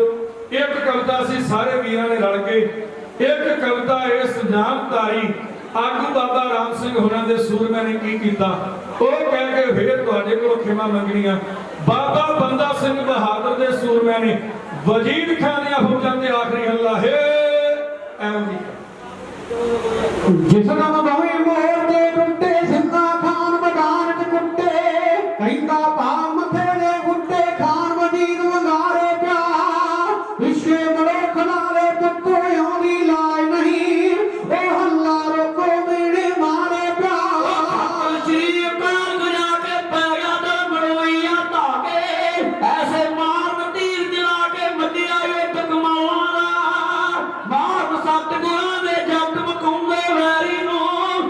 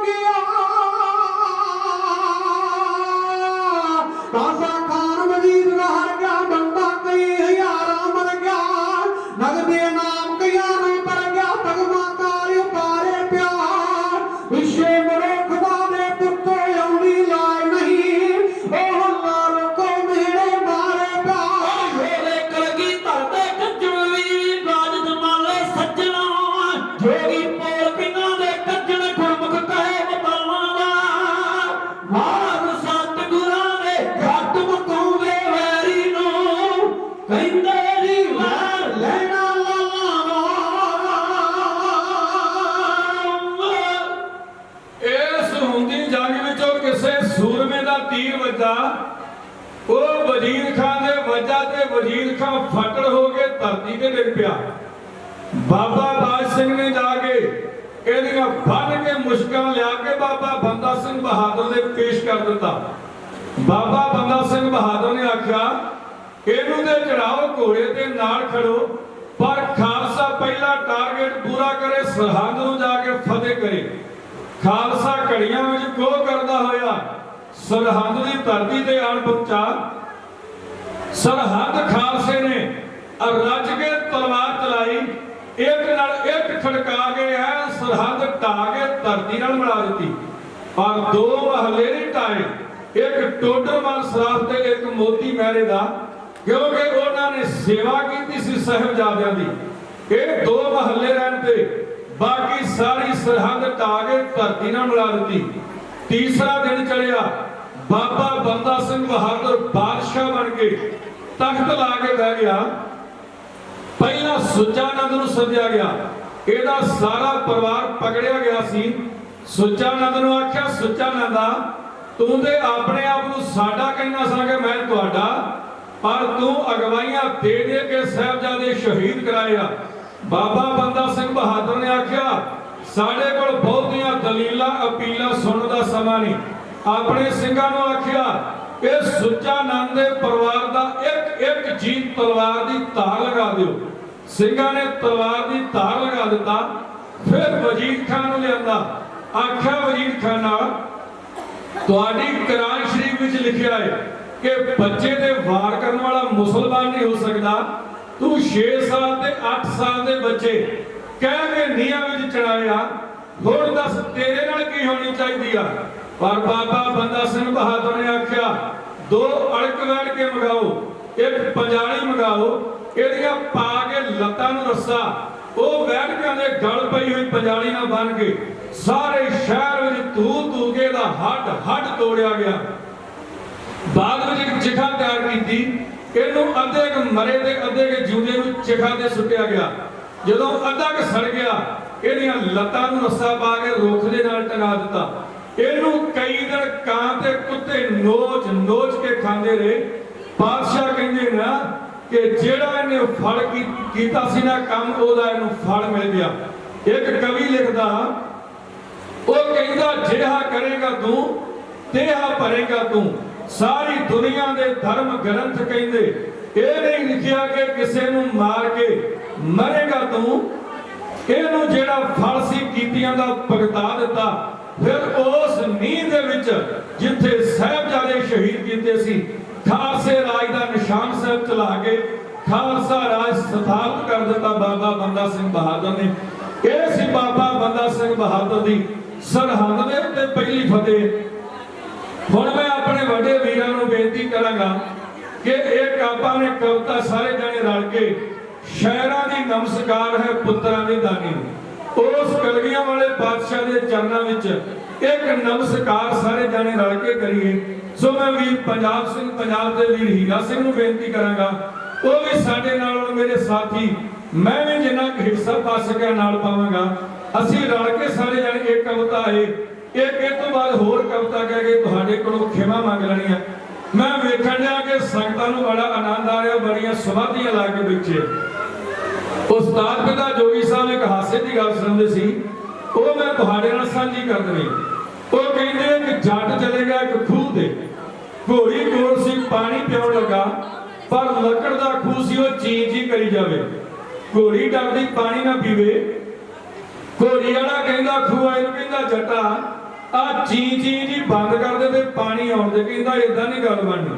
ਕਹਿੰਦਾ ਚੀ ਹੋਊਗੀ ਤੇ ਪਾਣੀ ਤਾਂ ਆਉਣਾ। ਤੇ ਮੈਂ ਵੇਖਣ ਡਿਆ ਕਿ ਉਦੋਂ ਦਾ ਕੋਈ ਇਨਾਮ ਦੇਣੇ ਨਹੀਂ ਉੱਠਿਆ, ਤੁਸੀਂ ਚੀ ਕੀਤੀ ਨਹੀਂ, ਅਸੀਂ ਹੁਣ 2 ਕਵਿਤਾ ਲਾ ਕੇ ਬੰਦ ਕਰ ਦੇਣਾ। ਵੈਸੇ ਤੁਹਾਡੇ ਨਾਲ ਹਾਸੇ ਦੀਆਂ ਗੱਲਾਂ, ਮਾਇਆ ਦੀ ਕੋਈ ਗੱਲ ਨਹੀਂ, ਵੀਰ ਪੰਜਾਬ ਸੰਗਠਨ ਨੂੰ ਕਹਿ ਕੇ ਹੋਰ ਵੱਧ ਲੈ ਲਾਂਗੇ। ਮਾਇਆ ਦਾ ਕੋਈ ਘਾਟਾ ਨਹੀਂ, ਤੁਹਾਨੂੰ ਖੁਸ਼ ਕਰਨ ਲਈ ਕੀਤੀ ਆ। ਮੈਂ ਵੀਰਾਂ ਨੂੰ ਬੇਨਤੀ ਕਰੂੰਗਾ ਕਿ ਆਓ ਆਪਾਂ ਕਲਗੀਆਂ ਵਾਲੇ ਪਾਤਸ਼ਾਹ ਦੀ ਸਿਫਤ ਵਿੱਚ ਇੱਕ ਕਵਿਤਾ ਸਾਰੇ ਜਣੇ ਰਲ ਕੇ ਕਹੀਏ। ਕੁਦਰਤੀ ਸਬੱਬ ਬਣਿਆ ਕਿਉਂਕਿ ਮੈਨੂੰ 28 ਸਾਲ ਹੋ ਗਏ ਗਾਉਂਦਿਆਂ, ਸੋ ਇਸ ਤਰ੍ਹਾਂ ਦਾ ਸੁਭਾਗ ਅੱਗੇ ਪ੍ਰਾਪਤ ਨਹੀਂ ਹੋਇਆ ਕਿ ਵੱਡੇ ਵੀਰਾਂ ਦੇ ਨਾਲ ਜਿਹੜੇ ਸੁਰਾਂ ਦੇ ਬੜੇ ਧਨੀ ਨੇ ਉਹਨਾਂ ਦੇ ਨਾਲ ਖਲੋ ਕੇ ਸਾਨੂੰ ਬੋਲਣ ਦਾ ਕੁਝ ਮੌਕਾ ਮਿਲੇ। ਸੋ ਮੈਂ ਸਮਝਦਾ ਕਿ ਅੱਜ ਬੜਾ ਸੁਭਾਗਾ ਦਿਨ ਹੈ ਕਿ ਸਾਨੂੰ ਵੀਰਾਂ ਦੇ ਘਰ ਆਣ ਕੇ ਉਹਨਾਂ ਨਾਲ ਖਲੋ ਕੇ ਕਵਿਤਾ ਕਹਿਣ ਦਾ ਸਮਾਂ ਮਿਲ ਰਿਹਾ। ਮੈਂ ਬੇਨਤੀ ਕਰੂੰਗਾ ਵੀਰ ਪੰਜਾਬ ਸਿੰਘ ਨੂੰ ਤੇ ਆਪਣੇ ਵੀਰ ਗੁਰਮੇਲ ਸਿੰਘ ਨੂੰ ਕਿ ਇਹ ਰਲ ਕੇ ਅੱਗੇ ਲਾਈ ਜਾਣਗੇ। ਵੀਰ ਹੀਰਾ ਸਿੰਘ, ਵੀਰ ਭੁਪਿੰਦਰ ਸਿੰਘ, ਮੈਂ ਵੀ ਨਾਲ ਸਾਥ ਦੇ ਕੇ ਅਸੀਂ ਪਿੱਛੇ ਕਵਿਤਾ ਸਾਰੇ ਜਣੇ ਰਲ ਕੇ ਲਾਵਾਂਗੇ। ਸੋ ਆਓ ਕਲਗੀਆਂ ਵਾਲੇ ਪਾਤਸ਼ਾਹ ਦੀ ਸਿਫਤ ਵਿੱਚ ਜਿਹੜੀ ਸਾਡੇ ਉਸਤਾਦ ਪਿਤਾ ਨੇ ਸਭ ਤੋਂ ਪਹਿਲੀ ਕੈਸਟ ਕੀਤੀ ਸੀ, 321 ਨੰਬਰ ਕੈਸਟ ਜੀ ਉਹਦਾ ਨਾਮ, ਉਹਦੇ ਵਿੱਚ ਇਹ ਕਵਿਤਾ ਸਰਦਾਰਾ ਸਿੰਘ ਸ਼ੌਕੀ ਤੇ ਦਲਵੀਰ ਸਿੰਘ ਗਿੱਲ ਮਹਿਮੇ ਚੱਕੀਏ ਨੇ ਗਾਈ ਸੀ। ਸ਼ਾਇਰਾਂ ਦੀ ਨਮਸਕਾਰ ਹੈ ਪੁੱਤਰਾਂ ਦੇ ਦਾਨੀ। ਵਾਹ ਜੀ ਵਾਹ, ਬਹੁਤ ਹੀ ਆਨੰਦਮਈ ਪ੍ਰੋਗਰਾਮ ਚੱਲ ਰਿਹਾ ਹੈ। ਬਾਬਾ ਬੰਦਾ ਸਿੰਘ ਜੀ ਬਹਾਦਰ, ਸਾਡੇ ਵੀਰ ਭਾਈ ਮੱਖਣ ਸਿੰਘ ਜੀ ਕਵੀਸ਼ਰ ਦਸਮੇਸ਼ ਨਗਰੀਆ, ਜਿਨ੍ਹਾਂ ਤੇ ਬੜੀ ਬਖਸ਼ਿਸ਼ ਹੈ, ਸਤਿਗੁਰਾਂ ਦੀ ਬੜੀ ਕਿਰਪਾ ਹੈ, ਬੜੇ ਵਧੀਆ ਤਰੀਕੇ ਦੇ ਨਾਲ ਬਾਬਾ ਬੰਦਾ ਸਿੰਘ ਬਹਾਦਰ ਦਾ ਇਤਿਹਾਸ ਤੁਹਾਨੂੰ ਸੁਣਾ ਰਹੇ ਸੀ। ਸੋ ਆਓ, ਇਹ ਬੜਾ ਸੁਭਾਗ ਪ੍ਰਾਪਤ ਹੋਇਆ ਹੈ ਕਿਉਂਕਿ ਸਾਨੂੰ ਬੜੀ ਖਿੱਚ ਰਹਿੰਦੀ ਹੈ ਵੀ ਅਸੀਂ ਇੱਕ ਦੂਜੇ ਨੂੰ ਮਿਲੀਏ ਕਿ ਜੇ ਸਮਾਂ ਪ੍ਰਾਪਤ ਹੋਵੇ। ਅੱਜ ਉਹ ਸਮਾਂ ਪ੍ਰਾਪਤ ਹੋਇਆ ਜੇ ਅਸੀਂ ਰਲ ਕੇ ਛੰਦ ਕਹਿਣ ਲੱਗੇ ਆ। ਛੰਦ ਉਹ ਹੈ ਜਿਹੜਾ ਇਹਨਾਂ ਨੇ ਪਹਿਲਾਂ ਦੱਸਿਆ ਹੈ ਤੇ ਬਾਪੂ ਜੋਗਾ ਸਿੰਘ ਜੋਗੀ ਨੇ ਹਿਸਾਰ ਜੇਲ੍ਹ ਵਿੱਚ ਲਿਖਿਆ ਸੀ। ਹਿਸਾਰ ਜੇਲ੍ਹ ਵਿੱਚ ਇਹ ਕਵਿਤਾ ਸ਼ੁਰੂ ਤੋਂ ਲੈ ਕੇ ਐਂਡ ਤੱਕ ਗੁਰੂ ਗੋਬਿੰਦ ਸਿੰਘ ਸੱਚੇ ਪਾਤਸ਼ਾਹ ਜੀ ਦਾ ਸਾਰਾ ਜੀਵਨ ਇਹਦੇ ਵਿੱਚ ਤੁਸੀਂ ਸੁਣੋਗੇ। ਸੋ ਅਸੀਂ ਰਲ ਕੇ ਲਾਉਣ ਲੱਗੇ ਆ। 2 ਲੈਣਾ ਛੋਟੇ ਵੀਰ ਭਾਈ ਵੀਰਾ ਸਿੰਘ ਤੋਂ ਸ਼ੇਰ ਵਿੱਚ ਸੁਣ ਲਓ ਤੇ ਫਿਰ ਆਪਾਂ ਇਹ ਕਵਿਤਾ ਸ਼ੁਰੂ ਕਰਾਂਗੇ। ਇੱਥੇ ਕੇ ਕਿਣਕੇ ਉੱਤੇ ਲੱਗੀ ਮੋੜ ਸ਼ਹਾਦਤ ਵਾਲੀ, ਲੱਖਾਂ ਸੀਸ ਚੜਾਏ ਬੇਟਾ ਪਰ ਰੱਖਿਆ ਕਦੇ ਹਿਸਾਬ ਨਹੀਂ ਹੈ। ਜਿਸ ਦੀ ਮਿੱਟੀ ਦੇ ਜਾਇਆ ਨੇ ਕੁਰਬਾਨੀ ਨਾ ਕੀਤੀ ਹੋਵੇ, ਸਾਰੀ ਦੁਨੀਆ ਹੋ ਸਕਦੀ ਏ ਪਰ ਮੇਰਾ ਪੰਜਾਬ ਨਹੀਂ ਹੈ। ਇਸ ਦੇ 5 ਦਰਿਆਵਾਂ ਵਿੱਚੋਂ ਓਏ ਆਬ ਨਹੀਂ ਹੈ ਅੰਮ੍ਰਿਤ ਵਹਿੰਦਾ, ਸੱਚ ਹਕੀਕਤ ਕਹੇ ਬਾਜਵਾ ਬਈ ਝੂਠਾ ਕੋਈ ਖੁਆਬ ਨਹੀਂ ਹੈ। ਤੁਰ ਗਏ ਕਰ ਕੁਰਬਾਨੀ ਜੋ ਦੇ ਓਏ ਸਦੀਆਂ ਤੋਂ ਇਤਿਹਾਸ ਬਣੇ ਨੇ, ਪਰ ਜੋ ਕੀਤੀ ਗੁਰੂ ਗੋਬਿੰਦ ਸਿੰਘ ਨੇ, ਜੋ ਕੀਤੀ ਗੁਰੂ ਕਲਗੀਧਰ ਨੇ, ਭਈ ਉਸ ਦਾ ਕਿਤੇ ਜਵਾਬ ਨਹੀਂ ਹੈ, ਉਸ ਦਾ ਕਿਤੇ ਜਵਾਬ ਨਹੀਂ ਹੈ। ਦਾਤਾ ਜੀ ਕਲਮੇ ਉਠਾ ਲਈ तेरे सहारे थे, आज जा मेरे कर दियो कलमा दे मारे थे, दास न मानी टह पे तेरे द्वारे थे, हिंदियां दा बेड़ा बन्ने लाया तू तार के, देश दी राखी कीती पुत्रा नू वार के, भारत तो लाल वार जन्म धार के पापी कई तारे सी, भीख मजा भकरा वाले शंके अनवारे सी, दर्शन कर रानी मैनी तपदे दिल ठारे सी, दुखियां गई पिता भेजदा दिल्ली कुर्बानी नू, शायरां दी नमस्कार है पुत्रां दे दानी नू, कवियां दी नमस्कार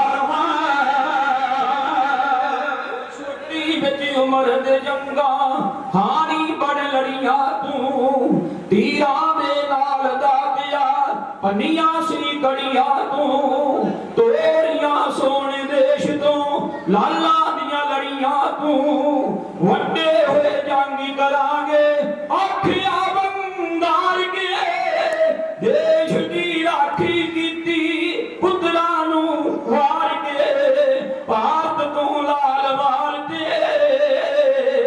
ओ पटने तो आनंदपुर आके कईयां नू तारिया कीती जे बैस किसे ने ख्यालां नाल हारिया लखां ने दर्शन करके आपा सवारिया अखां नाल वेख जरेवा मारे दीवानी नू शायरां दी नमस्कार है पुत्तरां दे दानी नू कवियां दी नमस्कार है ओ पंडितां दे भरम न मारे कहरां नू कुड़िया सोपन दी करी तैयारी वैरी कंगूरिया कैर डरपोक कीते कर्मां नू चूड़िया देता सी जीवन पहला जिउंदे नू मार के देश दी राखी कीती पुत्तरां नू बच्चियां नू वार के साडे तो लार वार ते फट्टे नाल खोल पतासे पानी विच पा के ते पाती विच शक्ति प्याउंदा बाणी दी लागे ते पहिला सिर कट ले फेर धन दे अटका के ते लागे एक तार पराता हर एक बारानी नू शायरां दी नमस्कार है पुत्तरां दे दानी नू कवियां दी नमस्कार है यारे सिंह होयां दे चढ़दे करदे यारी रोले रण दे विच लड़दे राजे गई भीम चंद जय शाना तक सड़दे आए जावर चढ़ के जंदे हार गए देश दी राखी कीती पुत्तरां नू वार के भारत नू लाल वार के जलियां ते खलीफां दा तां देश लई बड़ियां तू लाइयां चमकौर दे अंदर तीरां दियां झड़ियां तू तोड़ियां सोने देश तो लालां दियां लड़ियां तू रण दे विच बच्चियां दी सी देता कुर्बानी नू शायरां दी नमस्कार है पुत्तरां दे दानी नू कवियां दी नमस्कार है फड़िया गल चोला माछी वाले विच सुते सी रोड़ां दी सेज विछाली पाले दी रुते सी वरदियां कणियां बिजली कड़कदी उत्ते सी देश दी राखी कीती पुत्तरां नू वार के भारत तो लाल वार के आही हलकारे दसिया राते कोल आके ते नीहां विच सहर बजा दे आपा चढ़वा के ते माता दी तुर गए इत्थों शुक्र मना के ते तुर पै जुगणी नबी खां पंथ दे बानी नू शायरां दी नमस्कार है पुत्तरां दे दानी नू कवियां दी नमस्कार है ओ दम तुमी पीड़ित सतरा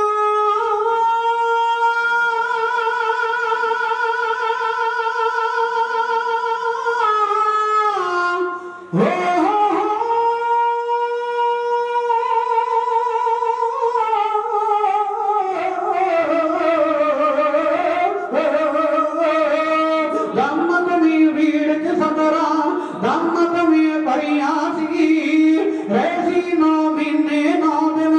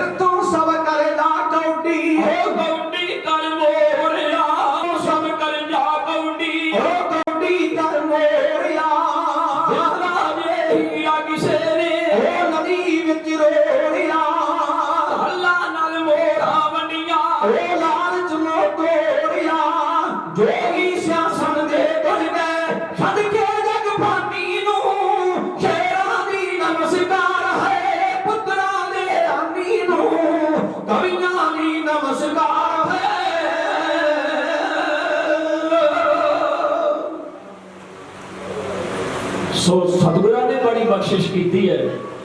होला महल्ला, अज ये होला महल्ला साडे जथे का स्पैशल मनाया गया है, जिहड़ा असीं रल के सारे भरावां ने ये शब्द तुहाडे सामने रखिया है। सतगुरु सच्चे पातशाह महाराज ने कृपा की है भी एक यादगारी समागम बन गया साडे वास्ते। इकट्ठियां ने एक स्टेज पे भाई जोगा सिंह जी जोगी उन्हों का ही शब्द गाया। सो तुसी बड़ा मान सत्कार दिता, बड़ा प्यार दिता। अगला प्रोग्राम भाई मक्खन सिंह जी जिस तरह वो चला रहे सन, सतगुरु राम सिंह सच्चे पातशाह महाराज का शब्द उन्होंने कहना है तुहाडे सामने। मलेरकोटले का साका कूके सिंह उडावन खातर तोपां सी मंगवाइयां, आप जी उन्होंने सरवण बड़े भागा वाले अपने आप से कहने का मौका मिले। जोगी साहब के लगभग 100 के करीब शिगिरद ने, 100 शिगिरद विचों मेरा ख्याल जोगी साहब वर्गी नकल कोई नहीं कर सके। जिस तरह वो लफ्ज कहते हैं लैक्चर दे नहीं कोई कर सकिया, पर वीर पंजाब सिंह दे ये मान है कि इन्होंने कैसटा सुनी दियां। एक मैंने जोगी साहब वर्गी आवाज़ जी पेश कर देंगे, मैं उन्होंने इस गल की शलाघा करना। आओ सतगुरु राम सिंह जिन्होंने सब तो पहलों इस आज़ादी लैन वास्ते बड़ा योगदान पाया। उन्होंने कहा सी अंग्रेज की बनी हुई कोई गड्डी विच ना चले, अंग्रेज की बनी हुई मिल की कोई खंड ना खावे, अंग्रेज दियां मिलों का बनया हुआ कोई कपड़ा ना खरीदे, अंग्रेज आप ही छड़ जाएगा। भरावो दुकान वो भी चलती है जिहदा सौदा विकदा, जो गाहक ही कोई ना आएगा आपे दुकानां बंद हो जांदियां। अंग्रेजां नूं कड्ढण वास्ते सब तो वड्डा योगदान ये बाबे नामधारियां दा, बाबे कूकियां दा। बहुत सारे बाबे कूके फाहे लगे, वो अमृतसर साहिब बोर्ड अज भी याद कराउंदा जिथे उन्हां नूं फांसी दित्ती गई। जदों आया ना महात्मा गांधी ते जवाहरलाल नेहरू, ये कहंदे चरखे नाल आजादी आई आ, ते नामधारी बाबिਆਂ ने आख्या सी ਜਿਹੜੇ ਉੱਥੇ फांसी ਦਿੱਤੇ ਸੀ कि ਉਹਨਾਂ ਵਿੱਚ खून नहीं सी। ये कहंदे सन ना चीची ਨੂੰ ਲਹੂ नहीं लगा ते आजादी आ गई है। सो ਤੁਹਾਡੇ ਵੱਡਿਆਂ ने फांसियां ਦੇ तख्ते ਝੂਟ के आजादी ਤਾਂ लिख के ਦਿੱਤੀ। ਮਲੇਰਕੋਟਲੇ ਦੇ ਰਕੜ ਵਿੱਚ 68 ਕੂਕੇ ਜਿਹੜੇ ਤੋਪਾਂ ਦੇ ਨਾਲ ਕਿਵੇਂ ਉਡਾਏ ਗਏ। ਇੱਕ ਛੋਟਾ ਸੀ ਵੀਰ ਵਰਿਆਮ ਸਿੰਘ, ਉਹਦੀ ਛਾਤੀ ਜਿਹੜੀ ਸੀ ਉਹ ਤੋਪ ਦੇ ਗੋਲੇ ਤੇ ਫਿੱਟ ਨਹੀਂ ਆਉਂਦੀ। अंग्रेज कामन ने आख्या जा काका तेनू माफ किया जाता, उन्हें आख्या माफी शब्द असी नहीं वरत सकते। उन्हें टीमा का थड़ा बना के उच्चे हो गया आख्या सी, उन्हें आख्या गोरे अफसर वेख हुण मेरी छाती तेरी तोप दे बराबर आउंदी है ना। 66 कूके इत्थे उड़ाए गए, पर बाबा राम सिंह दे नाल जेड़ा उन्हां दा पीए बनिया सी ना, मेरा ख्याल बिशन सिंह नाम सी, उन्हें गद्दारी की, गिरफ्तार करवाया। जदों बाबा जी नूं काले पानी रंगरौन नूं भेजण लगे ते उन्हां ने आख्या कि साडा इह सेवादार, उन्हें आख्या बाबा जी मैं ते गद्दार हां देश दा वड्डा, मेरा काम सी तुहानूं गिरफ्तार कराउणा। बाबे राम सिंह ने हत्थ वाला कड़वा ओहदे पैर ते मारिया, ओहदा अंगूठा कट्टिया कने आख्या जा सारी जिंदगी कलंक लवाया। जदों पैर वाल वेखेगा याद करिया करी कि मैं एक देश भगत नूं आजादी दे मोढी नूं गिरफ्तार करवाया सी। बड़ा लंबा प्रसंग है, फिर किते आए ते जरूर इन्हां दी वध तो वध कवितावां पूरा प्रसंग पेश करन दा कोशिश करांगे। आओ आखिरी कविता अज दे दीवान दी है, कूके सिंह उड़ावन खातर तोपां सी मंगवाइयां। कुकियां दे खिलाफ जदों सी हवा जुल्म दी वगी, क्षमा ते पन्ना परवानियां ने अनक चलाती लगी।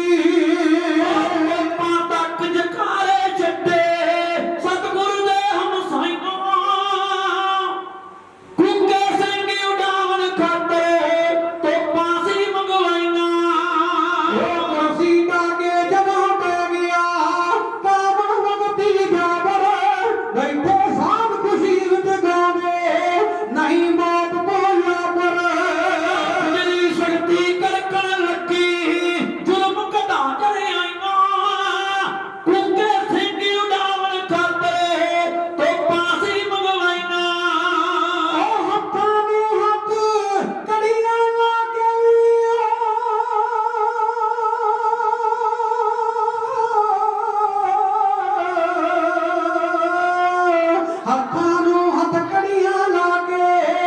एक एक बंदा करके कामन पे अडाई जावो तो पामूरे तरके इन लोगों ने अंग्रेजों को सख्त मुहिम्मा पाइया कूके सिंह उड़ावन खातरे तो फांसी मंगवाइया कामन दाए हुक्म सुन दिया जथेदारियों भड़के बिलिया तू की चौन शेरना तेरे मूरे भड़के हस हस के जम देनिया ते सतगुर नू पाइया कूके सिंह उड़ावन खातरे तो फांसी मंगवाइया ये गल सुन के लाल हो गया कामन पखी गया रे कहता जो माफी ना मंगना मारे जाएंगे सारे अंग्रेजां दी गवर्नमेंट ने छन्ना कई नवाइया कूके सिंह उड़ावन खातरे तो फांसी मंगवाइया ਹੁਣ ਕੋਈ ਕੂਕਾ ਬਚ ਨਹੀਂ ਸਕਦਾ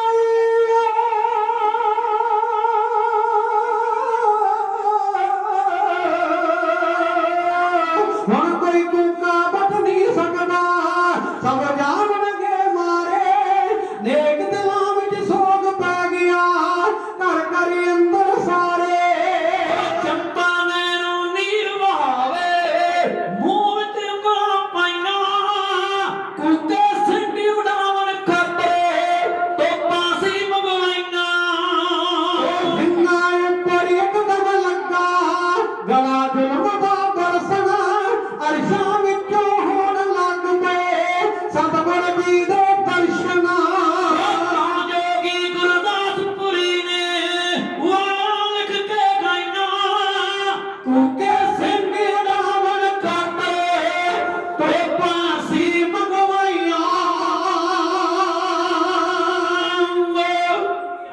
ਸੋ ਇਹ ਸੀ ਉਸ ਬਹਾਦਰ ਨਾਮਧਾਰੀ ਬਾਬੇ ਖੂਕਿਆਂ ਦੀ ਕਵਿਤਾ। ਇਹਨਾਂ ਕੁਝ ਕਹਿੰਦੇ ਖਿਮਾ ਦੇ ਜਾਚਕਿਆਂ ਮੇਰੇ ਵੀਰ ਪੰਜਾਬ ਸਿੰਘ ਜੀ ਉਹ ਇਸ ਪ੍ਰਸੰਗ ਤੋਂ ਖੁਸ਼ ਹੋ ਕੇ ਤੇ ਗੁਰੂ ਕਲਗੀਆਂ ਵਾਲੇ ਪਾਤਸ਼ਾਹ ਪੁੱਤਰਾਂ ਦੇ ਦਾਨੀ ਪਾਤਸ਼ਾਹ ਉਹਨਾਂ ਦੇ ਨਾਮ ਤੋਂ 1000 ਰੁਪਇਆ ਜਥੇ ਨੂੰ ਸਪੈਸ਼ਲ ਨਾਮ ਭੇਜਦੇ ਨੇ।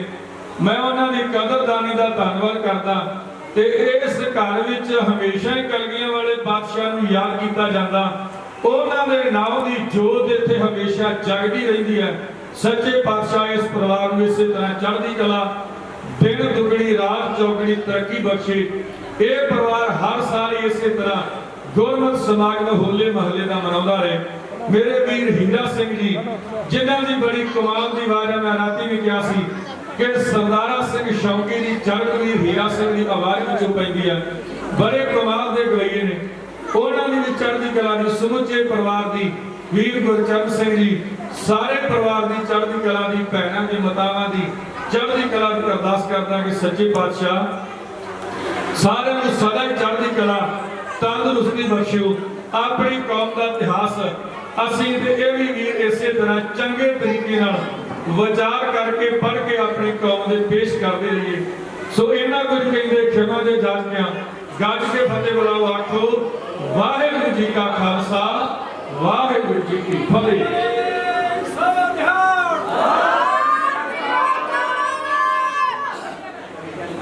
और जोगिंदर सिंह जी मुक्ता वो भी स्टेज पे और वो पुस्तक भाई मक्खन सिंह होरां नूं जिहड़ी प्रेम भेट है वो देन।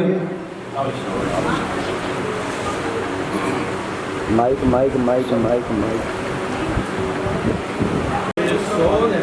सत श्री अकाल। तुसीं बड़ा बड़ा प्यार का सबूत दिता है। सो इस दे नाल ही समय की समाप्ति ਹੁਣ ਤੁਸੀਂ ਸਮਾਂ ਕੱਢ ਕੇ ਸਾਰਿਆਂ ਨੇ ਦਰਸ਼ਨ ਦਿੱਤੇ ਨੇ। ਸੋ ਹੱਥ ਜੋੜ ਕੇ ਬੇਨਤੀ ਹੈ ਜਿਨ੍ਹਾਂ ਨੇ ਅਜੇ ਤੱਕ ਲੰਗਰ ਪਾਣੀ ਪ੍ਰਸ਼ਾਦਾ ਪਾਣੀ ਨਹੀਂ ਛਕਿਆ ਉਹ ਕਿਰਪਾ ਕਰਕੇ ਜ਼ਰੂਰ ਛਕ ਲੈਣ। ਹੋਈਆਂ ਭੁੱਲਾਂ ਦੀ ਮੁਆਫੀ ਦਿਓ ਪਿਆਰ ਦਾ ਸਬੂਤ ਖਾਲਸਾ ਜੀ ਆਖੋ ਗੱਜ ਕੇ ਵਾਹਿਗੁਰੂ ਜੀ ਕਾ ਖਾਲਸਾ ਸ੍ਰੀ ਵਾਹਿਗੁਰੂ ਜੀ ਕੀ ਫਤਿਹ।